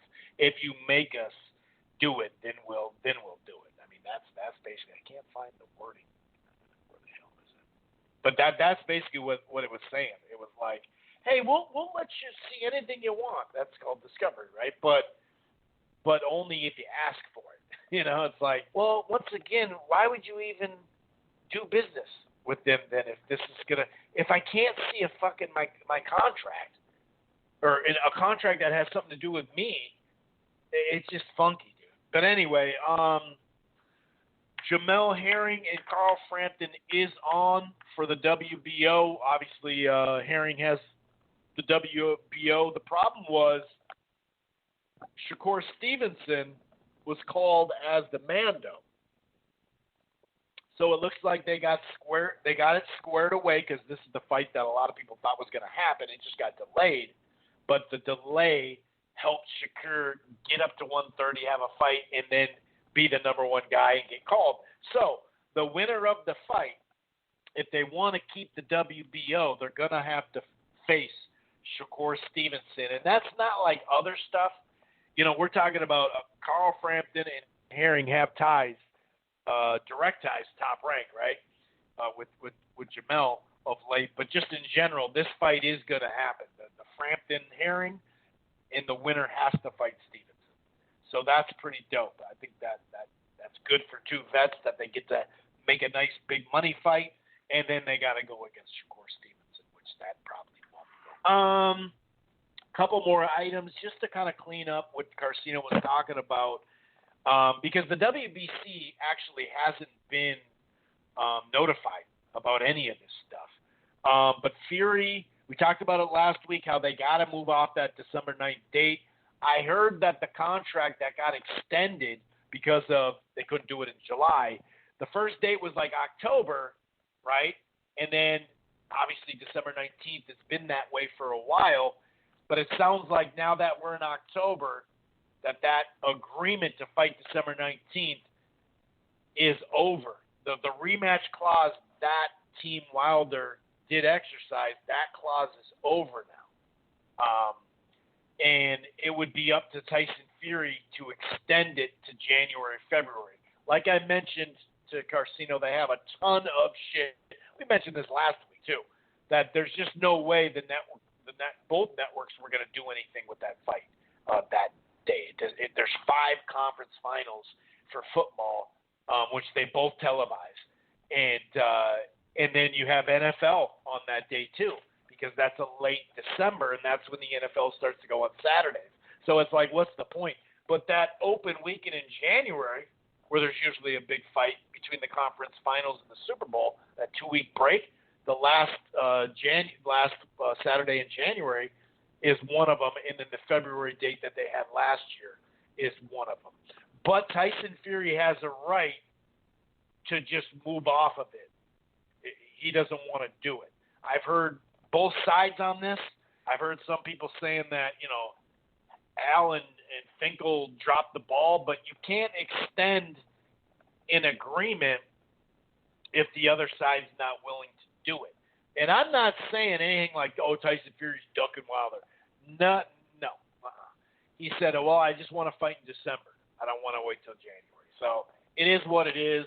We've heard, what I guess my thing is, the knee-jerk reaction was, oh, sweet, so he's going to fight AJ. No. In fact, it's kind of weird. They just announced the AJ Pulev fight. That fight's happening. So they're not going to face each other till May anyway. Outdoors, maybe late April. But if you have the time and if you want to get a full stadium, now, can they do it next summer even? A full 100, 90,000 people. I don't know. It might be in Saudi Arabia in front of a limited crowd, and just to get the fight there is what, the big thing. Now, we've heard a couple of names out there.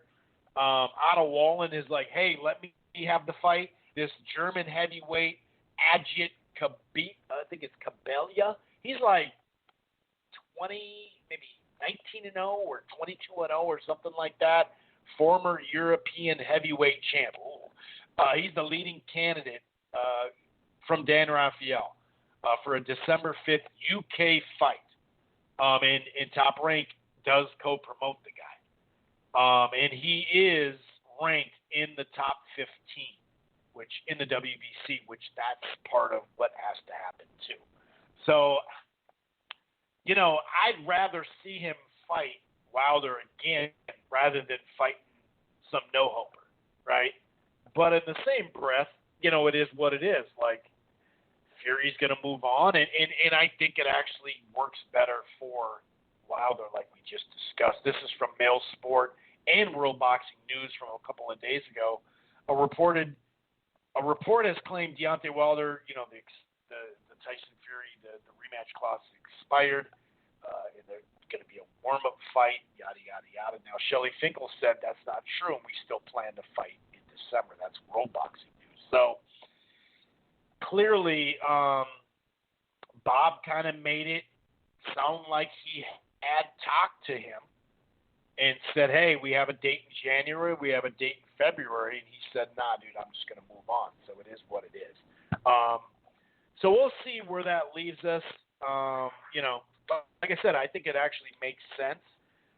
But in the end, if it's going to be a complete no-hoper, well, yeah, I'd rather see him against Wilder. It's not like he's ducking him. It's just he said, screw it, we're going to move on, and then I'm going to be ready for next year in the big fight. It kind of makes sense for both of them, actually. Now, financially, he's not going to make as much, but let's be honest, that guaranteed deal that he got for ESPN, he's still going to make a lot of money considering the opponent. Here's another one that we were talking about. Jack Catterall was a mando for Ramirez's belt. And Bob Arum was talking about, hey, we'll send them over some money. We'll get them to step aside. And sure enough, that's what happened. There's even a headline from Boxingscene, said those numbers over to fight Jose Zapata. So this dude is not only willing to take step side money, but he said, no problem. You make a good offer, I'll take on Zapata. That's a pretty risky fight considering. But Arum said, I'd love to see the fight. I'd love to do it on the same card as Ramirez and Taylor. That would be really dope. So it sounds like either way they got him to step aside. And so he'll be good to go. So that's pretty dope. Oscar Rivas has emerged as somebody that says, hey, I'm ready. Oscar is fit, available, ranked 8th by the WBC, and would gladly take the challenge. That is an exclusive from Sky Sports Boxing. That's from his folks. They want to do it. Of course they want to do it. Vasily Lomachenko, this is World Boxing News. Vasily Lomachenko has told Devin Haney via text that he will consider him. That's the key word. Will consider him for being a next opponent if they both get over, their next fights, which they should. I don't know. I really don't know if that's true or not. Time will tell on that one, right? What else we got here? Oh, so Kell Brook, out of nowhere, Dominic Ingle, his trainer's like, oh yeah, I'm not training Brook for this fight, this Crawford fight. It's like, what do you mean you're not training him for it? Like, what are you talking about? And sure enough, he's not. He's going to be without Ingle for this fight, a fight he needs to get to 147. Something he hasn't done in like 3.5 years. But this is actually what he said. Brook is training in Spain due to the pandemic, and Ingle wasn't willing to travel. He said, why don't we do it right here like we normally do? And there's no point in taking a risk in traveling until we have to travel to go to the fight. He said, I'm the trainer. I'm not going to have anyone tell me how they want their camp running. Some fighters might do that, but it's never been the way with me. I stipulate how the camp is, where it's going to be, how it's going to go. If he's not happy with that, then he can go someplace else. Realistically, Kell doesn't need to be anywhere else but Sheffield.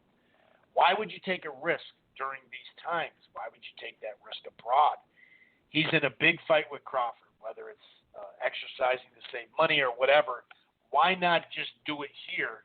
I don't know who's training him. We haven't had a falling out, but we're never going to have a falling out. He does his own thing. Like I said, he's 34. He has 3 kids. He's made his money. We had a good run. Eddie, as we know, isn't promoting him in this fight either. He's not doing this fight as a promoter. He's not doing this fight with his trainer. That's fair enough. That's not an issue. Eddie will still be promoting other fighters, and I'll still be training other fighters. I don't know, man. That's just not. He's basically like, well, he's just kind of been doing it on his own right now, and it's like when you hear the doing it on your own thing, it's pretty weird. This is what the Prez over there, Suleiman at WBC, said, that he still doesn't know if it's on or off or anything. He hasn't been updated with this stuff. He said it was breaking news to me. Usually we don't go by news that is not confirmed. The WBC has not received any formal communication whatsoever. What we know as of right now that the fight's happening, but he's not received a sanction request. It is only informal communication from both sides. Over the weekend, I started receiving many calls, especially from the UK, yada yada yada. So, I don't really know. I really don't know. And this could be okay, dude. So you're moving the date again? Okay, I'm going to play hardball. So maybe Tyson Fury's playing hardball, and then he's going to wait till they got that January, February date, and then take the fight. Maybe he's just like, fuck it, dude. If they want to play games, I'm going to make them force it. He could be talking to the networks, it's not like Wilder and Bob are playing games.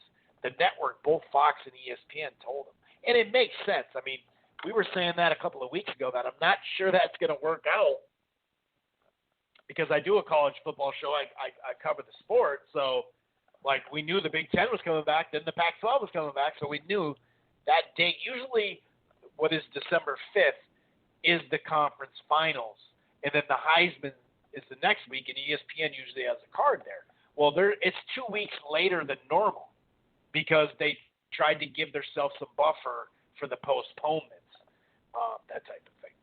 Anyway, so yeah, when I hear he's training himself right now, I was already worried about him not facing a top-level guy since, May 2017, and then worried that there's just no way he's going to make 147 healthy. It's a good fight on paper if you take out some of these points, especially the weight thing. I don't know, man. I don't know. We got a couple minutes left, so I'll go through this. Pacquiao is signed with Paradigm. What is it? Paradigm or something like that? Sports. I remember someone actually sent this to me. So it makes him one step closer to the McGregor fight, because he was just saying how, well, dude, actually, it has to be my own thing. Now he's with this sports management thing based out of Irvine, California, and they are represented, by McGregor and Cyber too. So it sounded like he had done that before. Maybe he was playing hardball, and he's like, no, I actually want to do it with my own company. Well, if I sign with them, maybe we can work this out. I don't know exactly how that's going to go. Like I said, we just got a couple of minutes left, so we'll just kind of breeze through here. Oh, we do have the undercard fights, and it sounds like they're going to play the full card. Whenever the broadcast starts, they're going to play, and I'm talking about ESPN. It's not like it's just jam-packed with some kind of great fights, but Arnold Barboza Jr. against Alex Saucedo is a good fight where they're at in their career. And same with Edgar Berlanga, who's on this first-round knockout streak. He's going against Linnell Bellews, who could actually give him some rounds. I'm not saying he's going to win the fight, but he could give him some rounds. So Clay Collard, Josue Vargas is on the card as well. DAZN has a card. I think it's a rematch. Yeah, rematch with Louis Ritson and Miguel Vasquez.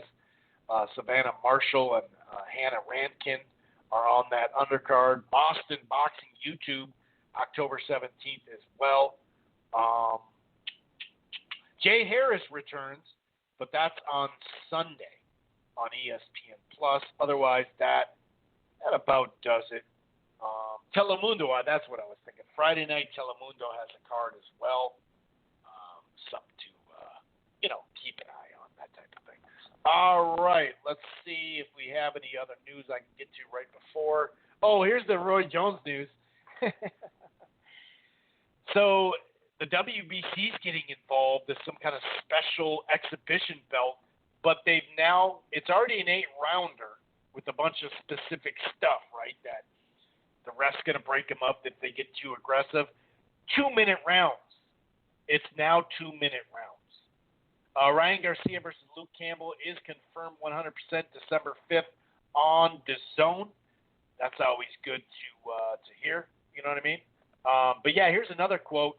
Brooke is just doing his own thing to prepare for the bout. That's another quote from Seconds Out Live from Dominic Ingle. He's doing his own thing. Whatever the hell, that pretty freaking crazy for that type of fight. Here's that Malik Scott thing I was telling you about. And it may cut me off, so I'll do this next week if not. But Malik Scott just supposedly got added to Wilder's team. But here's that tweet from like a month ago. I just want to clear, and this is Malik Scott, I just want to clear up with what people have heard about me not working with Wilder anymore. Yeah, it's true. What can I say? I had my position compromised for nothing of my wrongdoing. I can promise you this, I never spiked your water, bro, but I know who did. #snakes. I mean, what the fuck is that? And then now you're in the camp? So did he tell him who did something? It's just really random. Anyway, enjoy the fights. We'll be back next week. Peace.